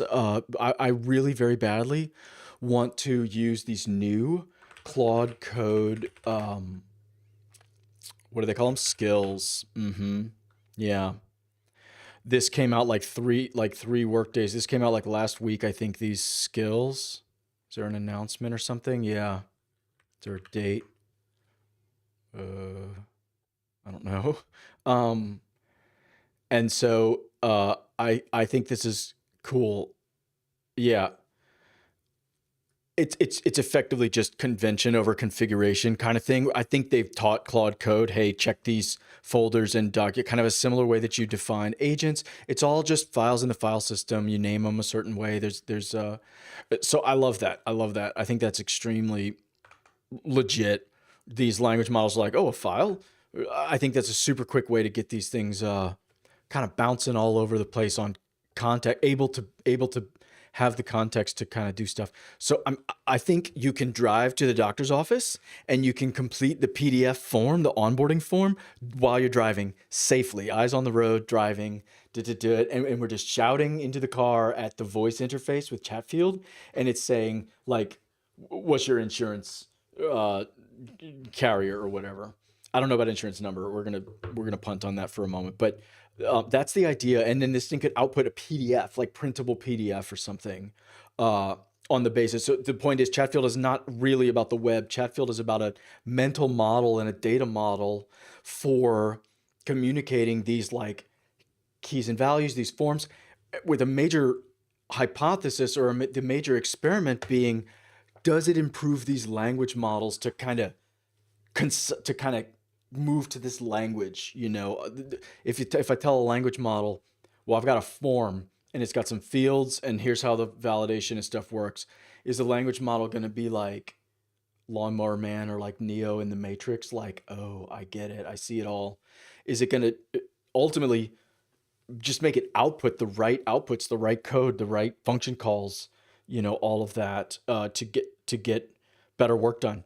So that's like the massive, this goes all the way back to the beginning of scoping DevOps work, which I know a lot of people are thinking about. There's a lot of great stuff, but this is just, is there some middle ground to define what a higher fidelity conversation and like mental model or picture, the scope, the budget, the plan, all of that, the inputs, whatever,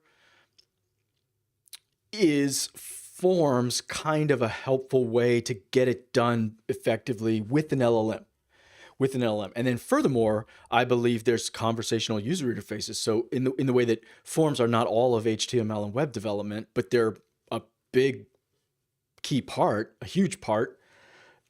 Chatfield is not a conversational UI, but it could be the form or the information gathering component of that.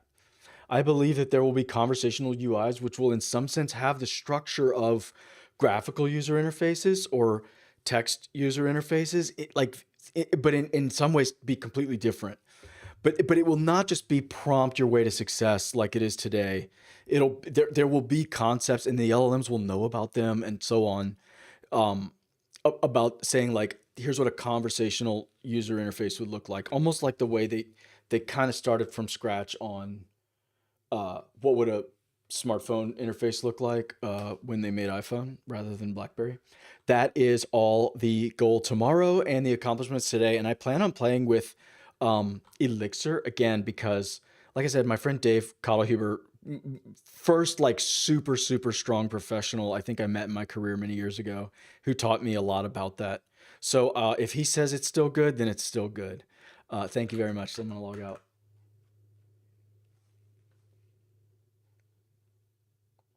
Bye.